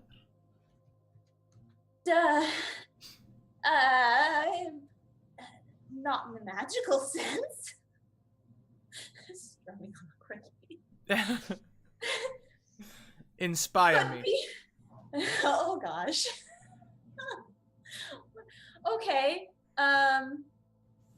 I guess I continue playing on my lute. What would I roll for playing a musical? Performance? Yeah, Maybe? performance. Yeah, unless you've got loot as an item. No, but I have a +7 to performance, so that's not too bad. 9 + 7 is 16. She's not an amazing lute player, but she's not bad. And she begins singing along, except instead of singing, she's more clicking and making noises with her mouth that sound very reminiscent of the festival earlier. And for a moment, you can see all the orcs around you. Hopeful I continue playing more excitedly. And can I sing along? Can I start? I don't know. Can I make those noises? Can I start gently, like singing along? Like, let's do this. You're having a sing off now. Yeah, you want to take it to competition? Do it. Let's have a contested performance check. Oh no! Singing with Grandma. A natural 20. Oh yeah, Yay! you knock it out of the park. Like as her voice inspires yours, and suddenly her form melts away, and Avriel, you see Corinna look joyous for a second as she sings and then disappears. I'm alone. Can I just decide that I like it here and I want to live here? Yeah, of course you can. Just kidding. I want to step into the circle now. Well, Okay. yeah, I'll do it. So I'm in the circle now. Yep. To your right stands a human king, regally dressed in a crown, with an ermine robe in purple. He sits upon a throne, with a dejective human wife sitting nearby, looking sad, almost as though this was a not so much a real image, but more like a caricature depicting what was happening at the time. So he looks across the room to see a elven keeper. She is dressed in a long robe with a staff, and behind her walk all the elves.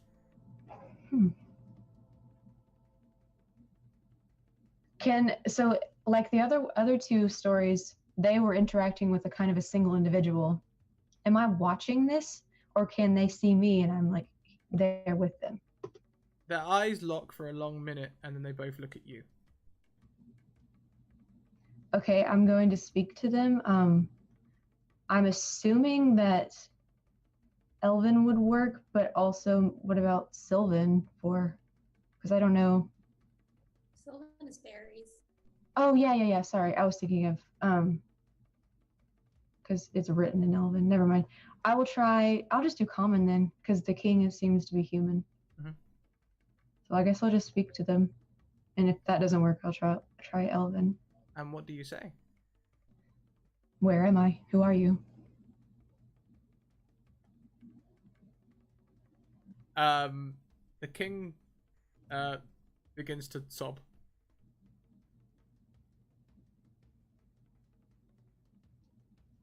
Does it seem that they know who I am? Maybe?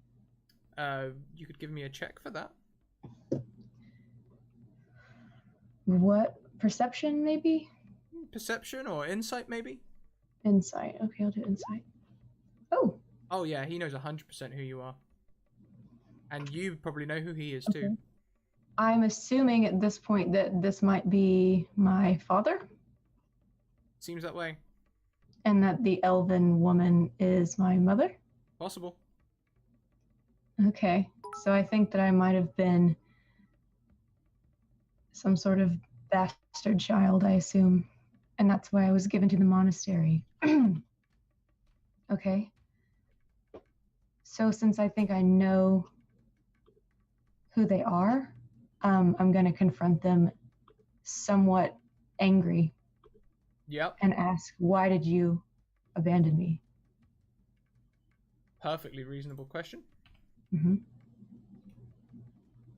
Oh god. Sorry, Gary. You've got all of those nat ones that Katie just donated. You now have 3 nat ones. I'll use them all very quickly. Oh, actually, you can get 3 nat ones for that price, Katie. I'll just roll you another one. I'll assume that's what you want. And I rolled another 2. Sorry, not sorry. You now have 4 nat ones, Gary. All right. Happy days. The king turns his back and walks towards his dejected wife, and they leave the scene unhappy. The elven keeper tries to walk towards you for an embrace, like holding her arms wide, looking hopeful. I reject it. I completely reject it and I walk away and I say, no, you owe me some answers.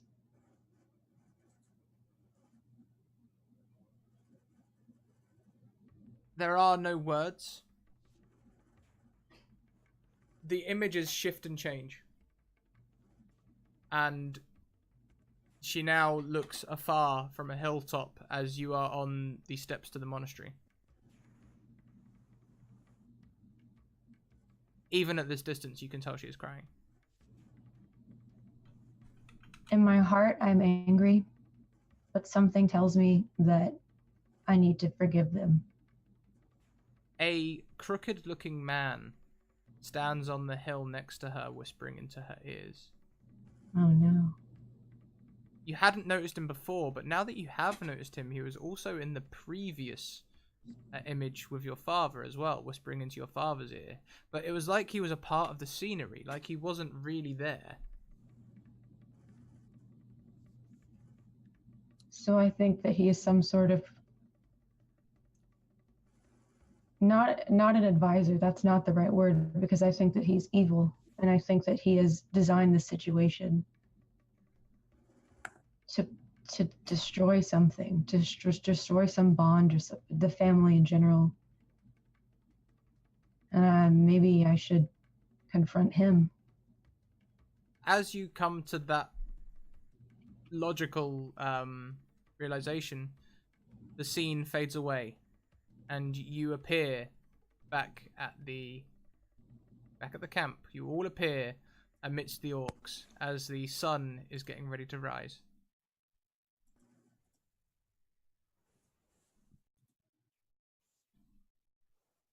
So I think we somehow just defeated something from our past. Do I still have my pie? The magic one? The one you made in the like Yeah. circle. The perfect pie. No. Oh no. Nana took that one. But you know you did it, and you know you made the perfect one. You guys, it was perfect. We're back. What happened? I fell to my knees and clutching my loot. I don't know, but it better be over. And I'm in tears. I'm not okay. Oh no. He takes out his handkerchief and gives it to Avriel. He's like, oh no. But after he does, Gary, because the orcs are around, right? Mm-hmm. Yeah, they're Gary... all around. They're all around, poised, waiting for you. They're standing over their drums. Gary's good. And is the chieftain here? Yeah, everyone. They all stand looking towards the set of you. Gary's gonna march up to the chieftain and just be like, "Hey, you! What did you do. You could answer at your leisure. As he sort of backs away, having already lost. Yeah, if you can make me a persuasion roll on that. Want to give me that Nat one? Yep, 100%. As you try and persuade, she just looks at you and shakes her head, and then looks back towards everyone else, and stands with one hand raised on like her drumstick, ready to start drumming. Gary turns back and he's just like, she doesn't want to talk about it right now, and that's her decision.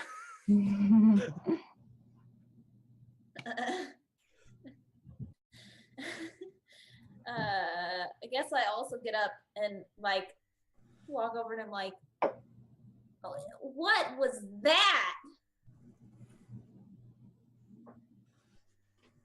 Do I need to roll something? Yeah, sure. Roll us a perception, see if she answers. Oh, that was a 2 plus something, but I guess this doesn't really matter. She just looks at you and just shakes her head, standing ready with her drumstick. They're still waiting for us to do something. As you can feel dawn approaching as the light starts to shine across the sky. We never introduced ourselves, but I point to Avril. I'm like, hey, you, weren't you supposed to dance again? I can't even speak. I'm not okay. If I have to roll anything, I need disadvantage. So my character is not doing all right. I just discovered something really intense about my past. Would you guys like to try and help her out? Yes. Yes, Gary will attempt to help her out. It will go so well. How would you like to try and help her out? Gary's like, "Oh, she can't dance. Don't worry, we can do it." And he just starts trying to dance. Take my quarterstaff and like. Can I walk over and just like grab both sides of her face and make her look at me and be like, "Hey, I think we can't leave until you dance. So you're gonna have to get it together. Sort yourself out later, okay?" Just pat her on the side. Gary, can you give me a performance check? But we're using a nat 1. So, what would a nat 1 look like in your fire dance, Avriel? Completely tripping and falling down and dropping the staff. Okay, cool. So not like setting fire to anything or anything. Cool. No, the fire only comes with when you dance correctly. That's like how it works. Got it. So you do that. You fall over. He's like, oh, he trips over his own 2 clumsy feet, and the staff just flies out of his hands. It probably like hits one of the orcs or something. So I'm loving Corinna's kind, empathetic method of dealing with Avriel. She's not a very nice person. Avriel, how would you react to this? Basically, I think I need a Constitution save. Okay, you can roll that for me. Basically, you got the dance bitch talk. That wasn't good. It was not good. I guess you're still a mess. I'm like in my head, so even when she's holding my face, my eyes are just like glazed over. This is like big. This is something I've been searching for my entire life. So I'm not good. If I really have to dance for this thing to be over, you guys are screwed.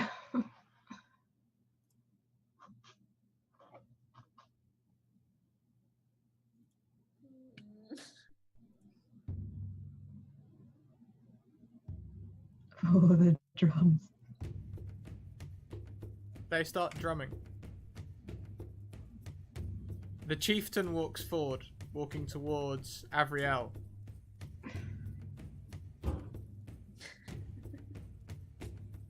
We did not seek you because of your reputation, Avriel.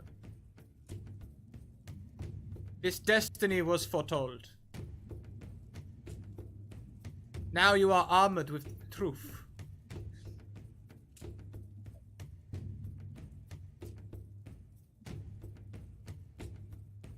Who am I?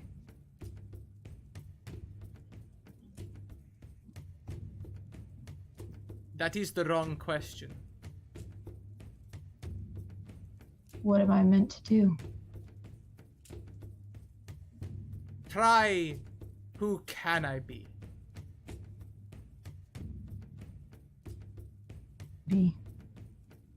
Sorry, you stuttered for a second. Who am I meant to be? No, not meant. Can. And she will hand you a locket.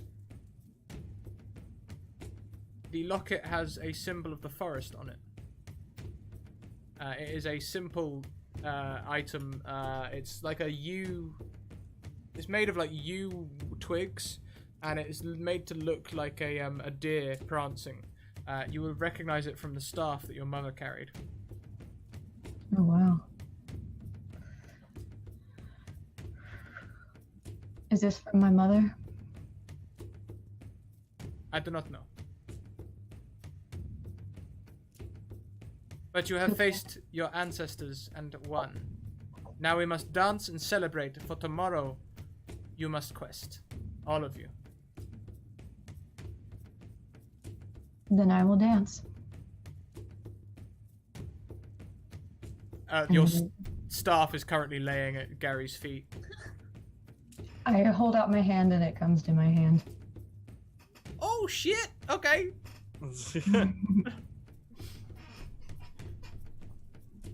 I step out, and as I do, I would like the orcs to just kind of go form a circle and just spread out away from me. Mm-hmm. And then I enter the circle. And again, I have my staff and I call for silence. And I dance. And it's the same as the last one, but somehow it's different. My soul is different. And I know what I'm supposed to do. And as I dance, this is the moment I've been reaching towards my whole life.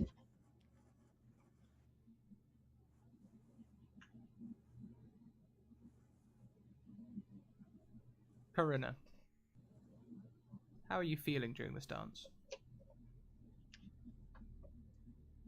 Oh, are you muted?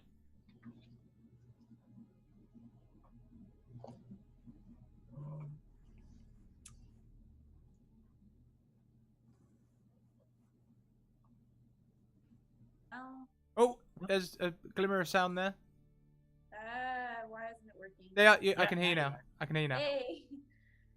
That's a really good question. Probably relief that something good seems to be happening now. No one is dying anymore. Still clutching my loot, like, I don't know what's happening, but the outcome seems good.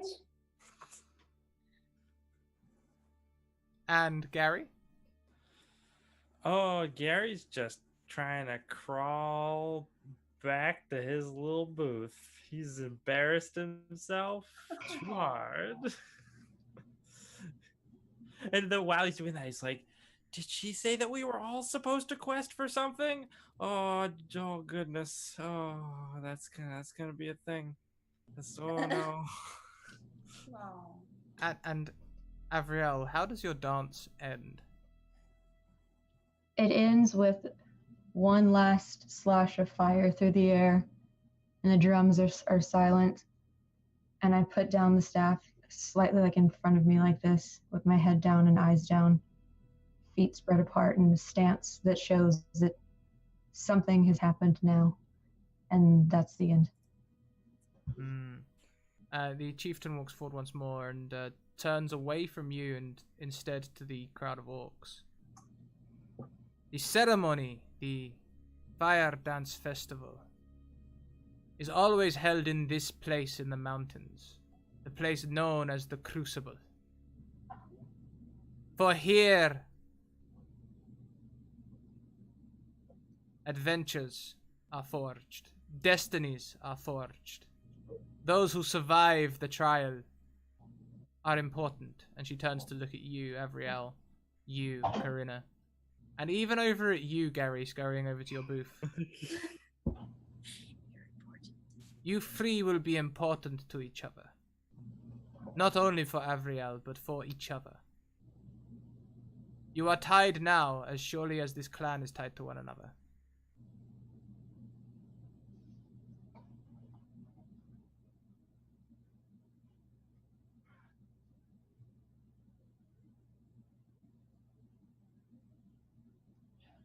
She just lets that hang.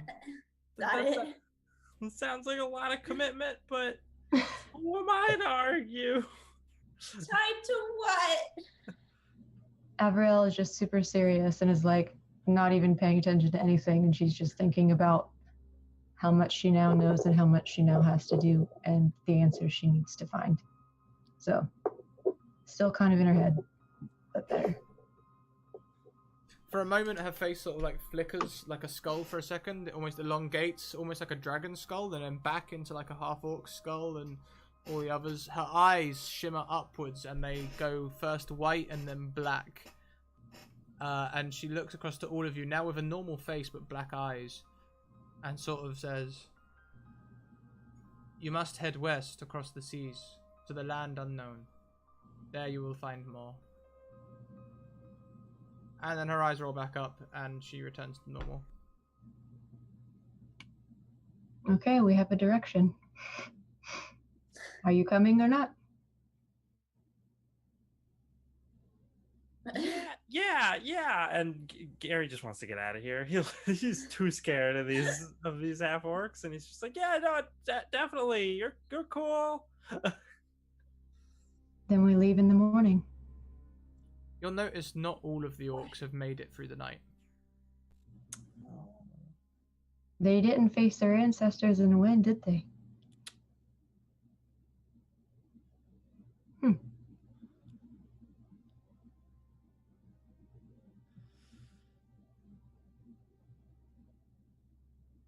Are they doing anything ceremoniously with those bodies, or are they just rejected?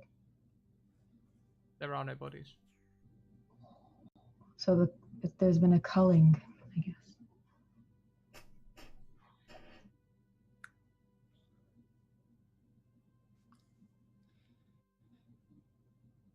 Gary's gonna rummage around in one of his unopened things, and he's like, well, if we're gonna hang out together, I have chocolate chip cookies. And he just goes to you guys and offers you cookies. Did you bake these cookies Can yourself? those restore hit points? That depends. Did you bake these cookies yourself, Gary? Of course I did, yes. Could you make me a flashback roll, please, for your cooking utensils? And What could that roll have been? it could have been a 1. These cookies are awful. No, can we say that they look fine? But then once you bite into them, so you're tricked. Yeah, I think sure. they're gonna be okay. Oh, You have one more though?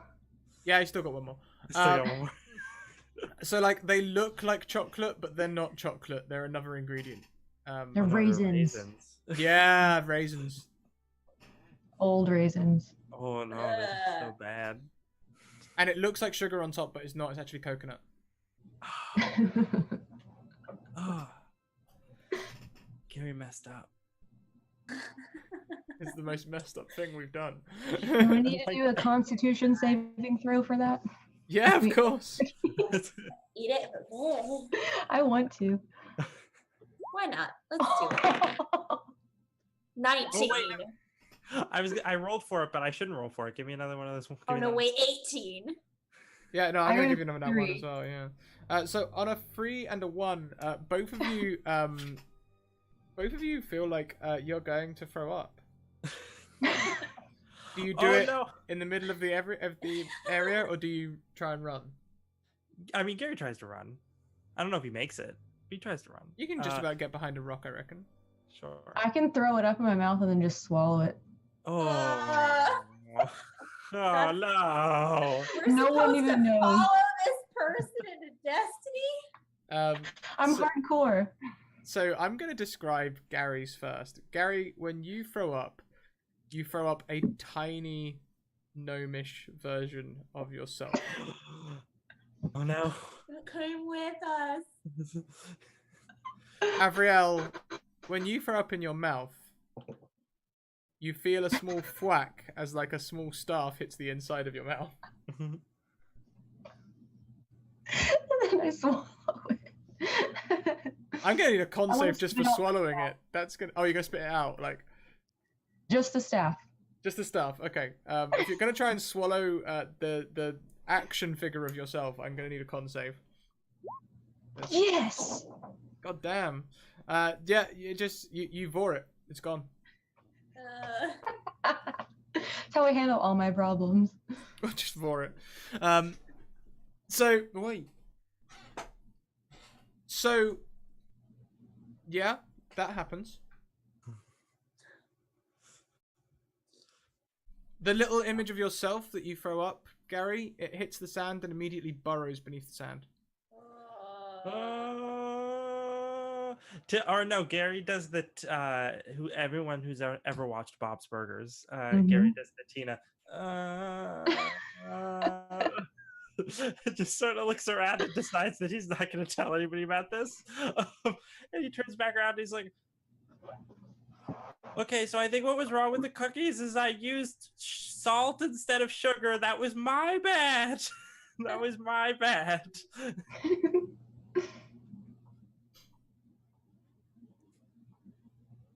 So I'm gonna be like, you said leaving in the morning, right? The morning, because I noticed that it is morning right at this moment.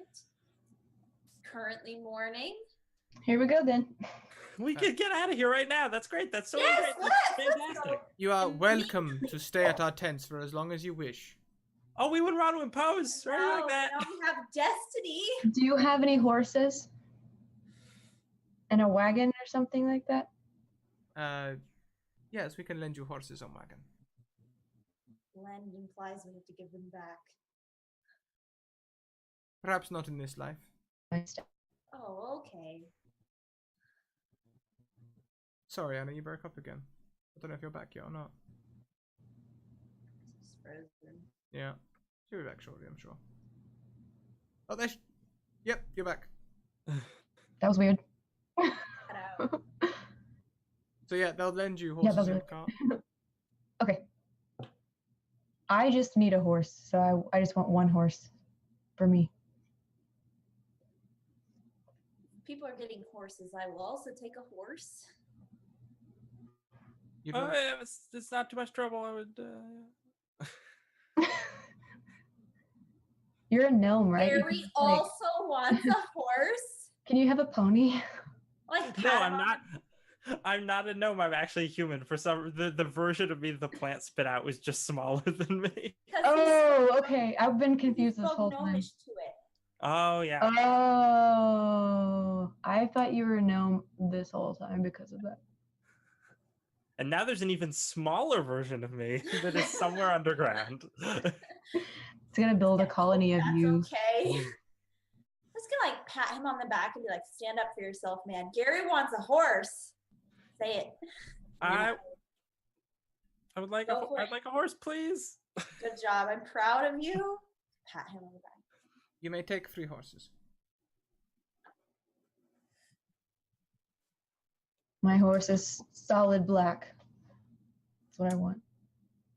And it has like the cool orcish gear on it, like the saddle and everything. It's like orcish, so it's gonna have like skulls and creepy stuff Tack. on it. Oh yeah, it looks like Conan and Death had some sort of weird love child. It's yeah, it's great. In fact, pretty much all the horses are like this, but they're not all black. So I'll take whatever horse they give me. Better be a big horse though, because I'm very Yeah. large. yeah, you can take maybe one of their more stable horses, like the big working horses rather than the big sturdy fleet of ones. feet ones. Mine's fast. Yeah, I want like a lithe, flat, fast. Yeah, stallion, firm fetlock, strong bow to its. Yep, it's Nice horse. yep. Making up a queen sounding things as we go. And Gary, your horse. It's just Gary just doesn't want to impose. He's gonna take the he's gonna- Oldest, yeah, just something that dirtiest, something that can like barely support his weight. a Just- donkey. Like, You know what Oh yeah, no, you should definitely take a donkey. That would be or great. one of those half horse, half donkey things. Mule? Is that Mules? what it Is that what they're called? Mules are very sturdy animals. It's not Yeah. a bad choice. You'd be like, you could do better, but a mule's not bad. It's not a horse, but it's not bad. All right. Sturdy. They Good pull plows start. and stuff, right? He also will grab his metal container and he opens it up and he's like, some of this ice cream hasn't melted, you guys. No, I'm good. I'm good. After that cookie, are you out of nat ones yet? I think he is because we used the last one on the vomit. Oh, We good. did eat the ice cream earlier, and it was acceptable. I assume no one said anything about it. Yeah, no We- one. Yeah. We probably do need to eat and we need supplies if we're gonna be going on a journey. Time for ice cream soup It's for a cold breakfast. journey. It's dairy. It's got protein in it. You didn't say what kind of ice cream it was. Is it horse milk? Oh, probably, yeah. I think I said it was vanilla though. Well, you can just add vanilla to horse milk. Yeah. Yeah. You can make cheese out of horse milk. People do it. Yeah. You can make cheese out of any kind of milk. Mm. Cat milk? Oh Good in no. theory. I wouldn't recommend it, but you could. Human? Could just do that too if you really wanted to. I don't know why you would. But... Wow, you guys went there. So it sounds like Lex is making some more water deep cream pies. No. Listen, we're all sharing mostly melted ice cream for breakfast. It's not that bad melted. It is like Yeah. soup. I'm gonna like pat Avril on the shoulder and be like, the orcs seem to like you for some reason. I don't know what's up with that. But if you want more stuff, I suggest now is a good time to ask, and then we should book it because I'm done with this place. Yeah, I think that we just need to get a pack. I mean, I have a explorer's pack, so I have rations and such, but if they have anything they can give us, I would love some sort of magical sword if anyone happens to have one. I'll be like, raise my hand, and be like, you should ask for some healing potions because I'll know. Oh, that none of yeah. us know anything about healing. I'm only good at hitting things with magic. It's my Does only this skill. did this count as a short rest at all? Yeah, why not? I still have full hit points. Nothing ever hit me at any point.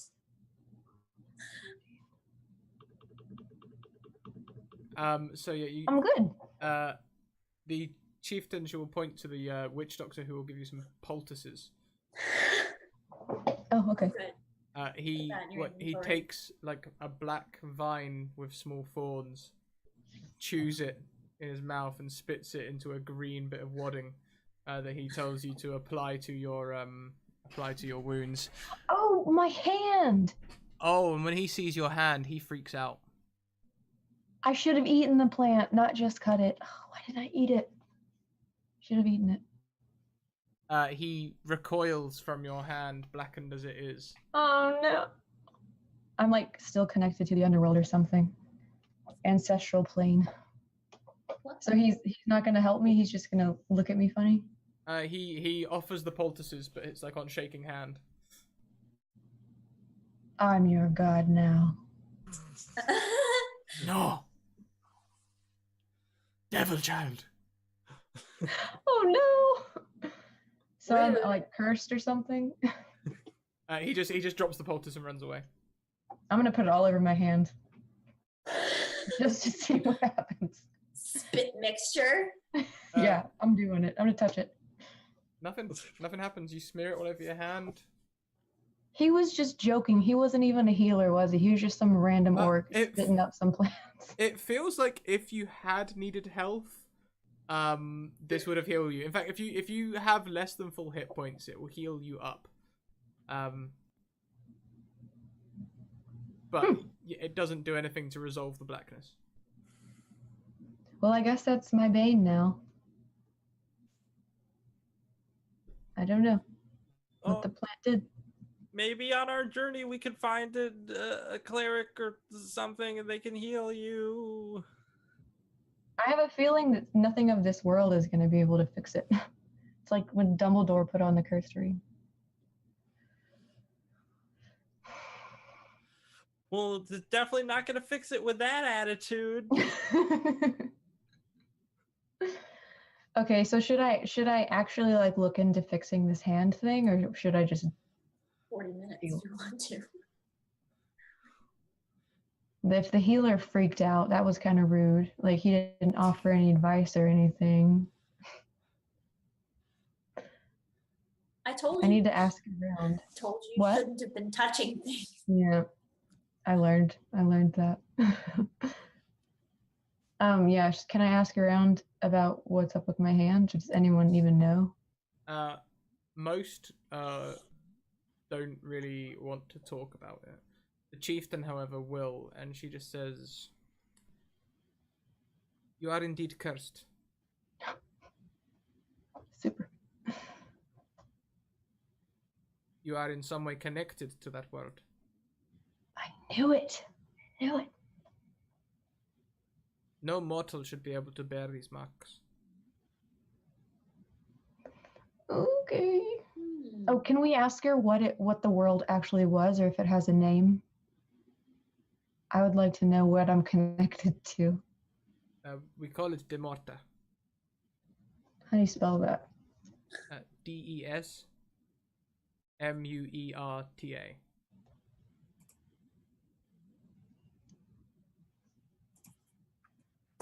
Okay. And so now I have some sort of connection to this death world, ancestral plane type thing, and I have a journey to go on to find apparently my tribe or my mother and kill this evil guy. Okay, that's cool. Gary, Yes. as you're sorting out your supplies ready to leave, your maul is different. Oh. What is different about it? This isn't your maul at all. This is the hard blackwood maul that your nana was using. Oh. Fancy. The Nana's roller. Whoa.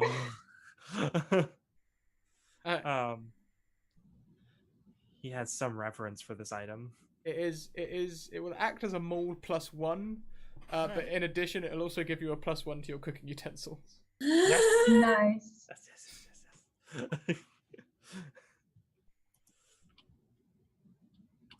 Corinna, as you are getting ready to leave, you see an old woman standing on the hill. Oh boy.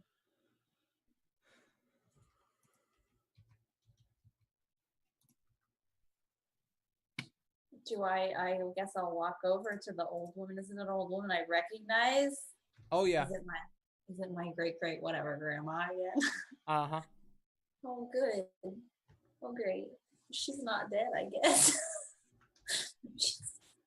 I guess I'll walk over, be like, hey. She just says, "That is not dead, which can eternal lie."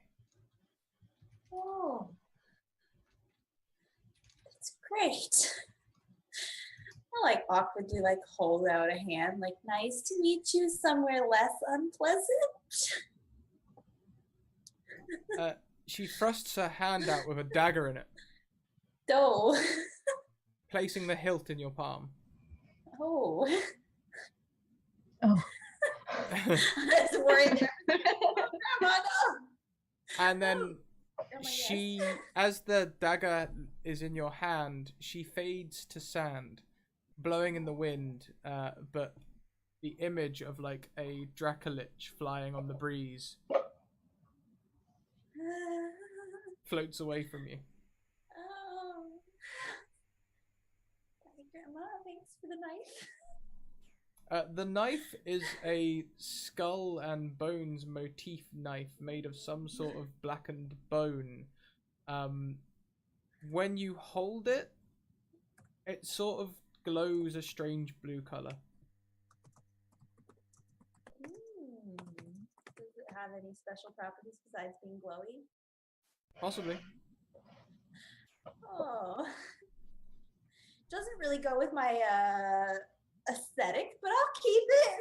Just tucks it in away and folds of wherever she keeps all her knives. Just many knives. So what do you guys do? Let's go. Yeah, ride off into the sunrise. Do And- we have enough information of what we're trying to find? Like they said I have something to find apparently, but am I going to figure that out as I go? I guess so. West across Okay. the ocean is the only clue they gave you. Then let's head west. Or I'm heading west if you want to follow. Yeah, let's go. Everybody always thinks that all I can do is bake, but I'm pretty good at cooking too. And man, there's a lot of seafood dishes I've been wanting to try out. And you have a fancy, well, rolling pin, I guess. I like pull out my Weapon. knife and I guess she's not dead. Great, whatever. Grandma gave me this cool knife. That's a really cool knife, honestly. It's great. Just tuck that back away. Feel Very I should hold sharp. on to it. Okay, so like as the sun is rising, let's just head off into the sunrise. And you guys Wait, is it can- rising? it rises in the east. So you ride away from the sun. We ride away from the sun. Yep. Yeah, we're going west to the ocean. You head west towards the ocean, indeed, over many dunes until you come to the small port town, Sandport, where there is a boat waiting for your arrival. What's waiting for us? What kind of boat?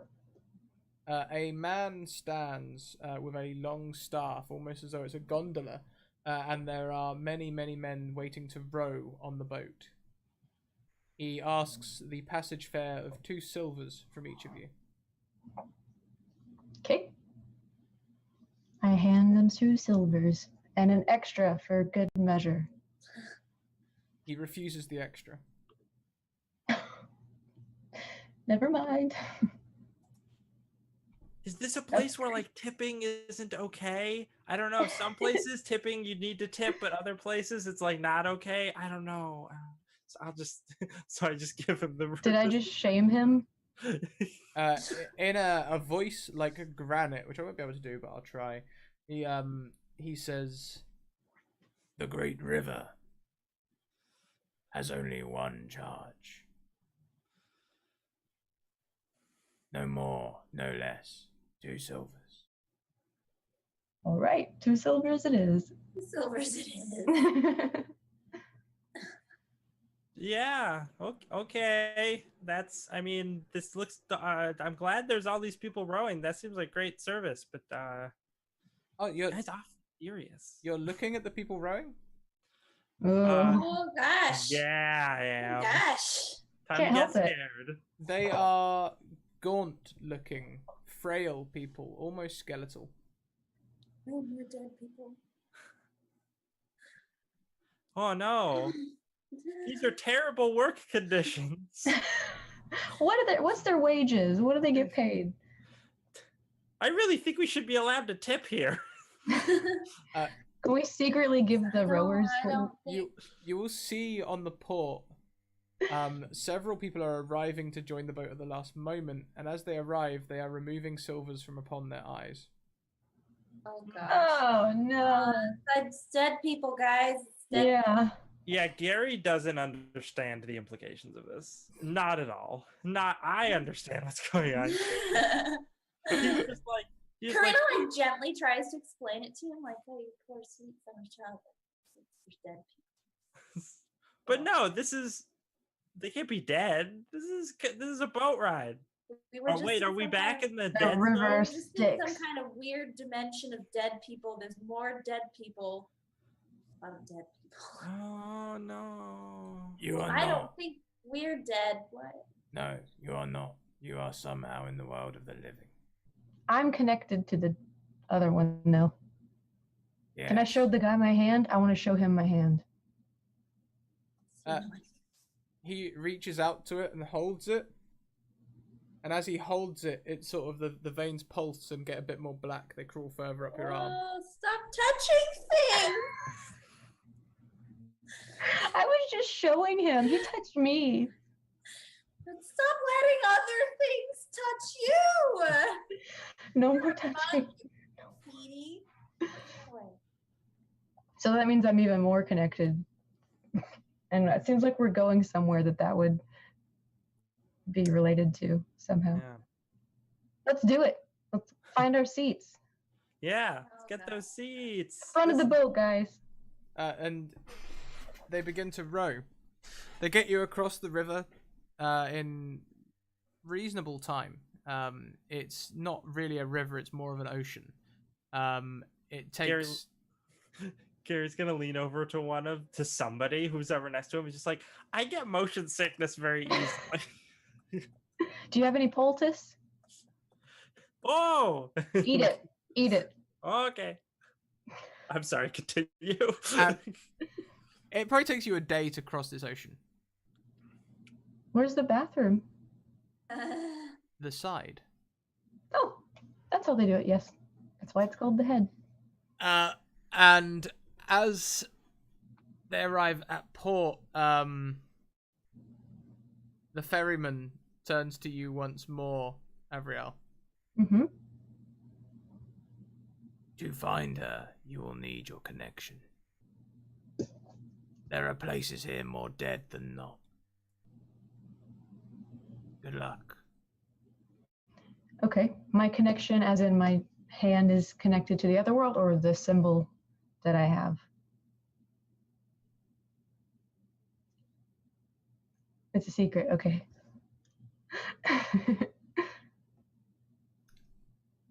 The dagger was faintly pulsing all the time you were on the boat, Corinna. Oh, good. The dagger of dead people.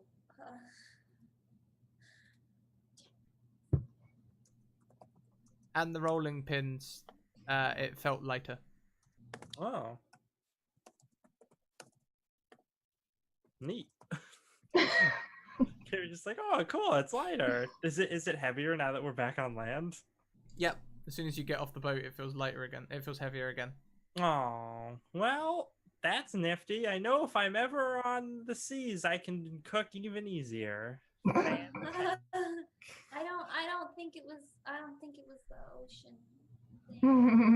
This is an ocean. I don't think there was any oceans involved with it. Oh. We're to the other side. Goals. So we're in another town, right? Yeah, we've made it across. They've dropped you off on a dock that is not attached to a town. Oh, okay. It's sort of attached to an abandoned sort of. There could have been a town here once, but now it's sort of jungly, foresty mess where all of the stones are covered. There is looks like an old statue of perhaps an old person, but all you can see is the feet, as the rest are broken.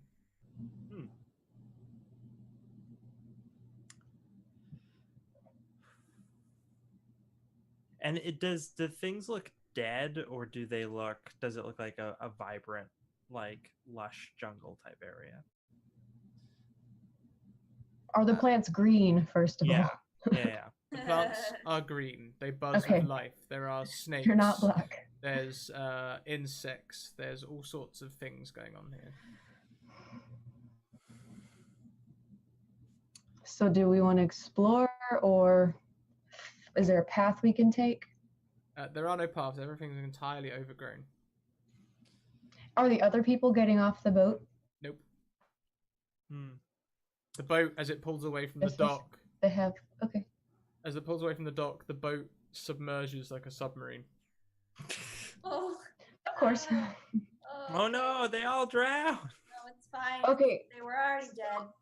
That the locket I was given had the symbol of a deer, and it was like the U branches. So maybe that has a connection to this place, this overgrown viney place. We should check it out and try to find that symbol or something. Yeah. So Gary is gonna go up to the statue and try to rip some of the vines off of it. To reveal. Yeah, let's look at these. Mm-hmm. Okay. It's a good idea. There's feet there. There are also like sections of arm which are sticking above the ground. There's a piece of face somewhere that you can find sticking above the ground. Which would you like to rip vines from first? The face, probably. Okay. The face reveals a coronet. It looks very similar to the one that was on the Dejected Queen. Oh. This is my homeland. Maybe. Maybe. Oh. Are there? So you said there's more statues? There's lots of bits of statue. They could be one part. They could be multiple.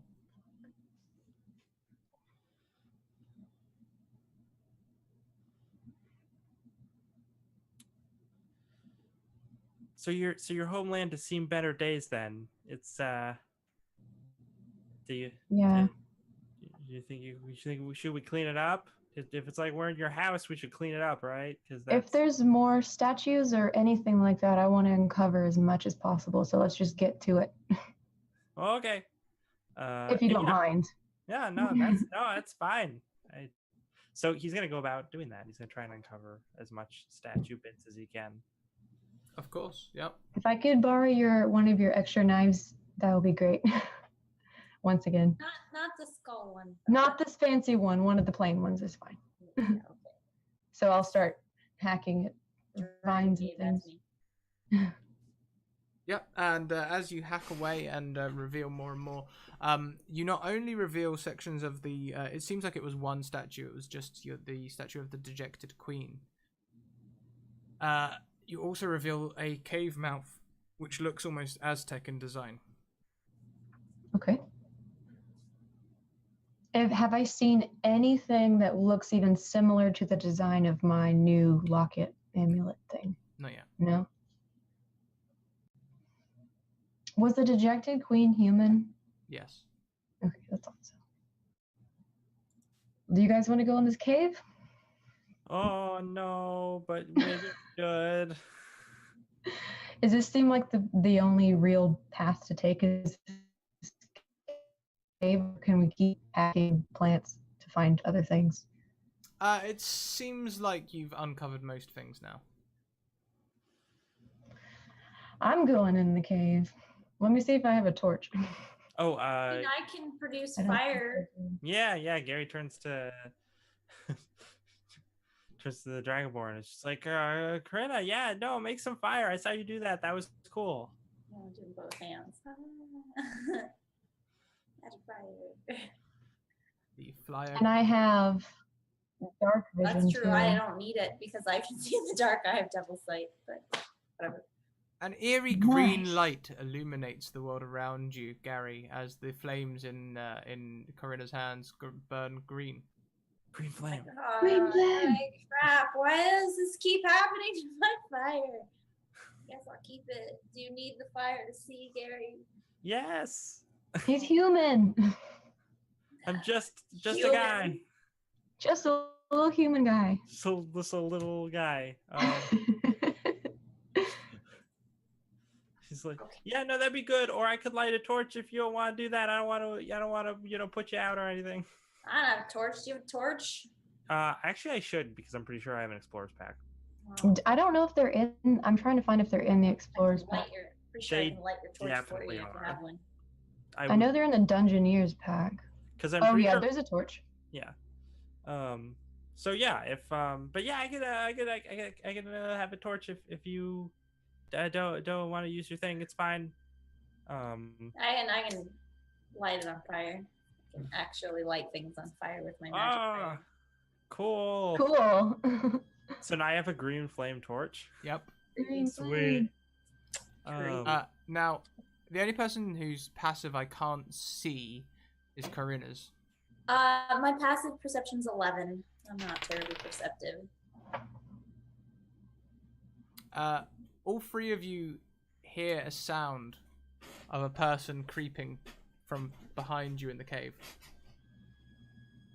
Is it another doppelganger? It is not. Okay. Okay, what do we see? Nothing. Just footsteps? You heard footsteps, you turn, there's nothing to see. Oh, That's awful. Oh, I know we shouldn't have gotten in this cave. It's so scary. Why do we always have to go to scary places? Down in the You main can- chamber. You can go be the watch out. You can go be at the front of the cave so you don't have to come in. Oh. Down in the main chamber, you can see a chest. It looks like it's made of interwoven yew branches, and there is a prancing deer on the front. That's my thing. That's my symbol. Oh, I wonder if the locket is a key. I'm going to it, but I don't want to touch it yet. I want to look at it. Be careful. Does I the run green ahead. Runs the green after flame stays behind, does it, or does he stay? You go with? I go with. So if she runs towards it, I'm like, "Be careful! No, don't touch another thing!" So- It just runs after her. As you are walking forward, Avriel, with just your dark vision. Oh. As you're walking forward with just your dark vision, the ground ahead of you looks normal, but as the green flame touches it, the lines on the ground read, "A poorly kept secret, a vicious affair." Oh, I know what it was.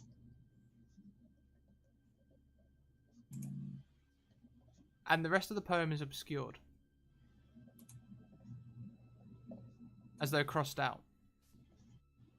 I think that was about me because I was the bastard child of the king and the elven keeper.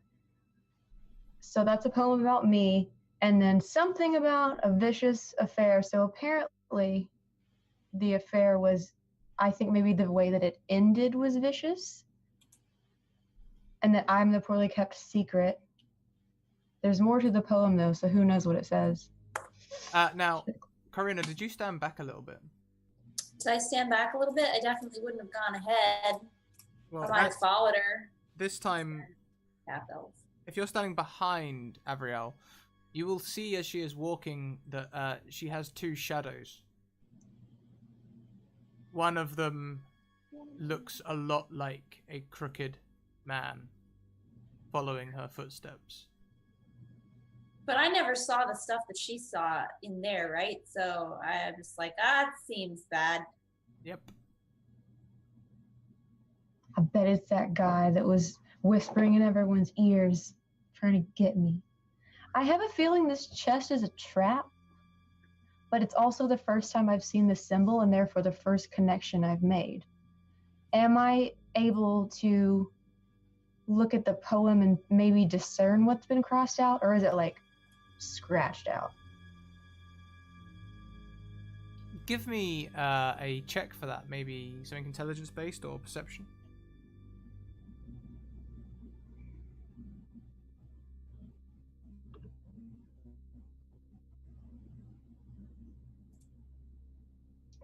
$13, I think. On a 13, it looks like the last two words are not share.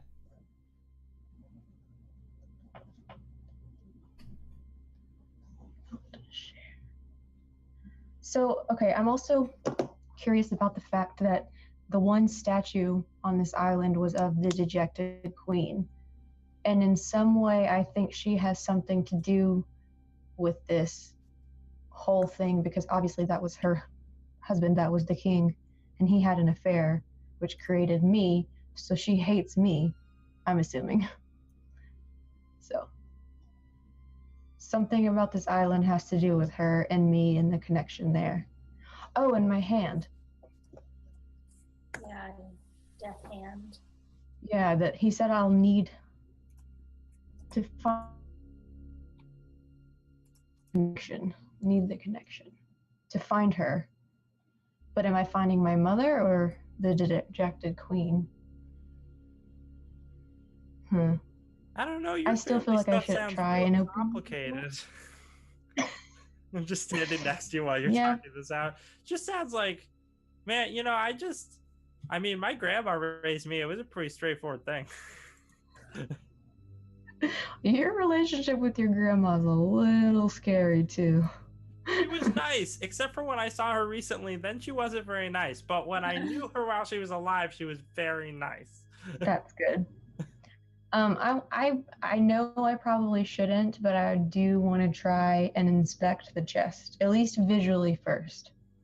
Yeah, there is an old padlock on it. It looks brittle and frail. If you I want to investigate further. Yeah, okay. 19. On a 19, there are no traps. The padlock will snap off easily. I'm gonna break it off. I move the I'm still standing next to her, and I move the green flame light like over the chest just to see if it reveals anything. Oh yeah, good idea. Yeah, no, nothing is revealed. Okay. And the only writing was that poem in the whole room. Yep. Okay. So I'm gonna use my quarterstaff to just break off that padlock. Yeah, it crumbles away, almost turning to dust. And now I want to ask my friends, if you, for any reason, feel like this is dangerous, I welcome you to leave the cave, because I'm about to open this chest, and I don't want you to get hurt. But I will leave it up to you. Well, I don't want you to get hurt. I don't want your hand to get hurt again. Curtis will be like, you have a stick? You open it with the stick. Yeah, I'm not going to touch it, no, but I'm just saying I'm going to open it, and something could, I don't know, who knows what could come out of it. Even some sort of demon or monster could come out of this chest. So if you want to leave, I invite you to save yourself, just in case. This is my family, and something, I don't know, something's crazy. And it could be in there. I don't know. I'm going to choose I'm to cursed. believe that there's only nice things inside that chest. So there, the power of positive thinking. I would like just sort of push Gary back a few steps, like at least stand in the back of the room. Here, so that's safety 101 right there. Don't touch the thing. Stand in the doorway at least, or something. Back it up. Okay, so I'm gonna do it. I'm gonna use my staff, and I'm gonna open the chest. Inside, there is a very, very old piece of material. Dust flies from it. It almost looks like it's been mummified. It's been sitting here so long. It's looking like it's starting to undergo the effects of fossilization or something like that. The cloth? It's cloth? Yeah, you can pick it up. Okay. I do have my staff, and I can pick things up with that just to be safe. I'm gonna just go ahead and pick it up with the end of my staff. It is not solid from fossilization. This is old, dried blood. This looks like a robe that would fit an elf. Oh, not my mom.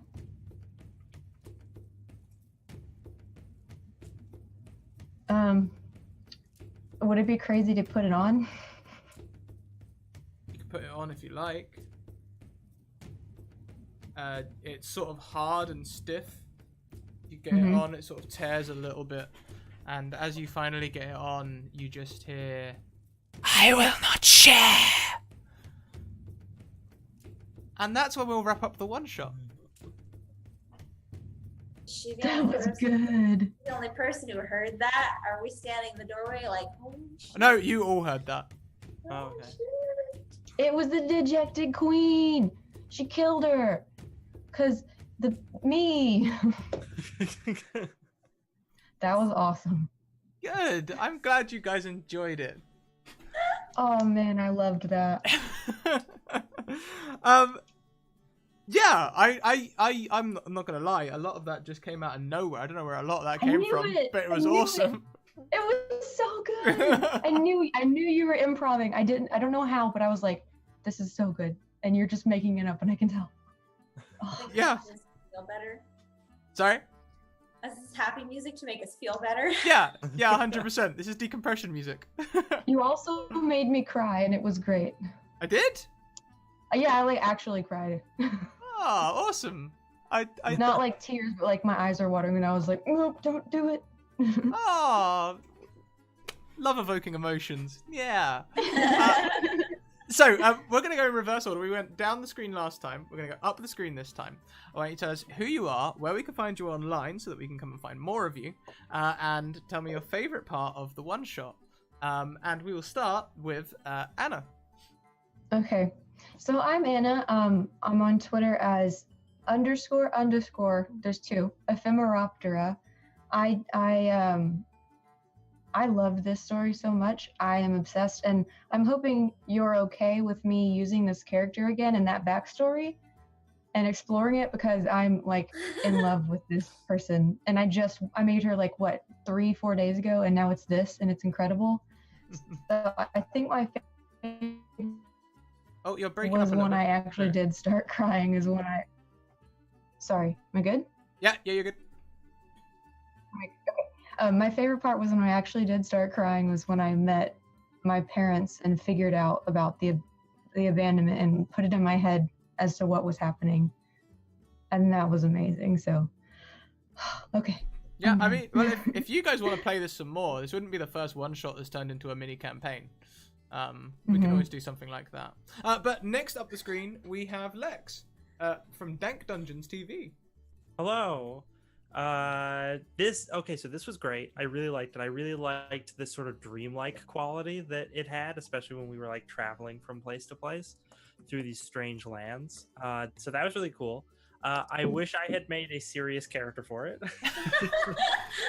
because my goofy character felt very out of place, although he was still fun to play.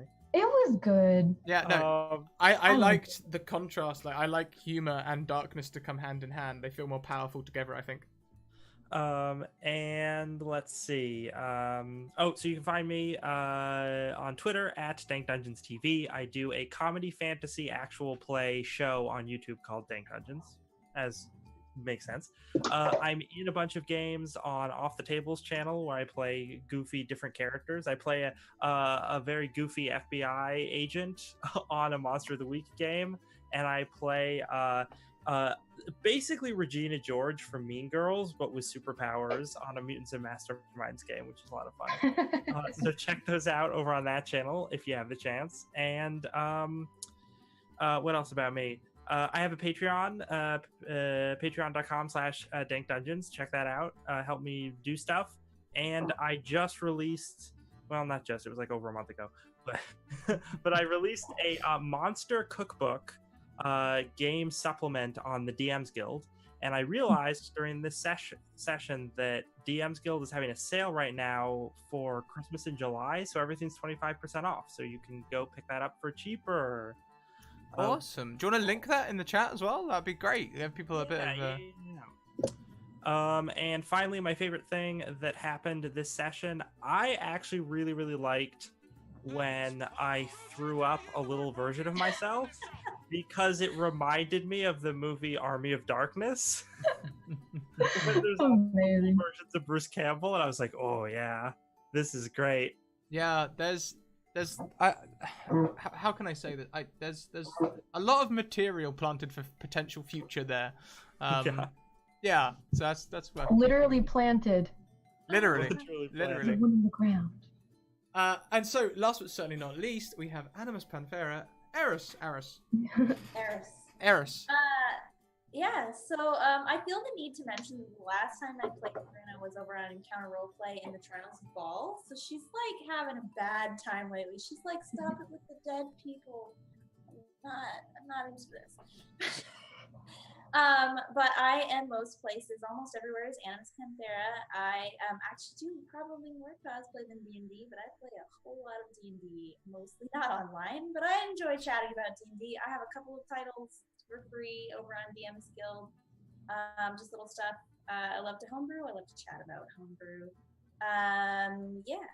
And I think my favorite part was probably the part where Karina had to confront the fact that she's a dragon more, but she never really thinks about, I think, the part that she's part dragon, and when she runs into like the dragon. Yeah, it's kind of like a. Also, I put it out in the chat, but this is like this. If we do continue with this, it's gonna be like Avril and her two wacky companions. She's very serious, and everyone else is like, no. Yeah, no, I love that. I just want to bake and play the instruments. Yeah, it works. It really does work. I love it so much. Strumming in the background. Yeah. I just want to light things on fire. They've encountered a boss. I'm not bored. And so, yeah, that just leaves me, I guess. So, guys, if you're not already, these are my social links. If you're not already a part of them, you should be. Basically, my Discord, they're a really friendly bunch. They'll help you out. I'm proud to announce them, actually. They're a great bunch. They're really helpful, inclusive, kind, and I couldn't be luckier to have them. If you guys want to get in a game, there's my Twitter link. Just pop me a follow, send me a DM, and I'll get you a game. Easy claps. And YouTube is where I update all of the previous games. I don't know when all these games from this weekend are going to get uploaded because there's tons of them, but I'll get onto that in a second. But they will all be updated eventually. I also have a Patreon. Here's the link for that. You get access to all my content from $1 upwards. There's not a lot on there at the minute, but we're working on creating a lot more, including a lot of text-based stuff and all that sort of thing. Me and Kiana are working a lot on the Turnip storyline that was quite emotional. So that's cool. And also there's merch as well. I have merch. I'm a merch vendor. You can go and get my emotes, and there are now new emotes as well on this channel, which I will spam the hell out of for a second because they're new, both gold and color for tier 2 and tier 3 subscribers, which is it took me and Ambly the artist about 20 goes to get Twitch to accept it, but there they are in all their glory. They look great. So my schedule, tomorrow I'm back at 7 a.m. EST with Pirates of Paradise, where I'll be bringing back Johnny Deep, the luckiest pirate who ever lived. Noon we'll have Lauren, that salty ginger, coming to play some Call of Cthulhu with us. At 4 p.m. I'll be taking some players through an asylum for sick adventurers. And at 8 p.m. Kiana will be coming along to take us through Lady Blackbird. And I will be playing Naomi. I'm going to be playing her as a Germanic anti-imperial slave girl who's protecting an imperial noble. Not quite sure how I'm going to play that out yet. I'm hoping there's a bit more information in that. And then on Sunday we've got another game at 7 a.m, a game at noon, and a game at 4 p.m. And then on Monday we come back with the episode 1 of our brand new season of City of Mist, Shadows of Mist, featuring Tool School, Zippy Zippo, Grant Ellis, Kiana, and my lovely wife Alice. It's pretty epic. I think that's me. I think that's everything I've got to plug. I mean, I've got more. Like, I've got more D&D on Tuesday, where I'm playing Wizards of Wardrobe. More on Wednesday, where I'm playing the One-Shot Wonders of Kiana. More on Thursday, where I'm playing the Larkspur Incident over an Encounter Roleplay. More on Friday, where I'm playing another 2 one-shots. More on Saturday, where I'm playing another 4 one-shots. And then on Sunday, I'm taking my first day off in 2 weeks because I'm going to pick up Alice from Hailing Island. So I'm driving for 8 hours. Do you sleep? Did you schedule time for sleeping in there? I never sleep. I don't. I meditate for 4 hours a night.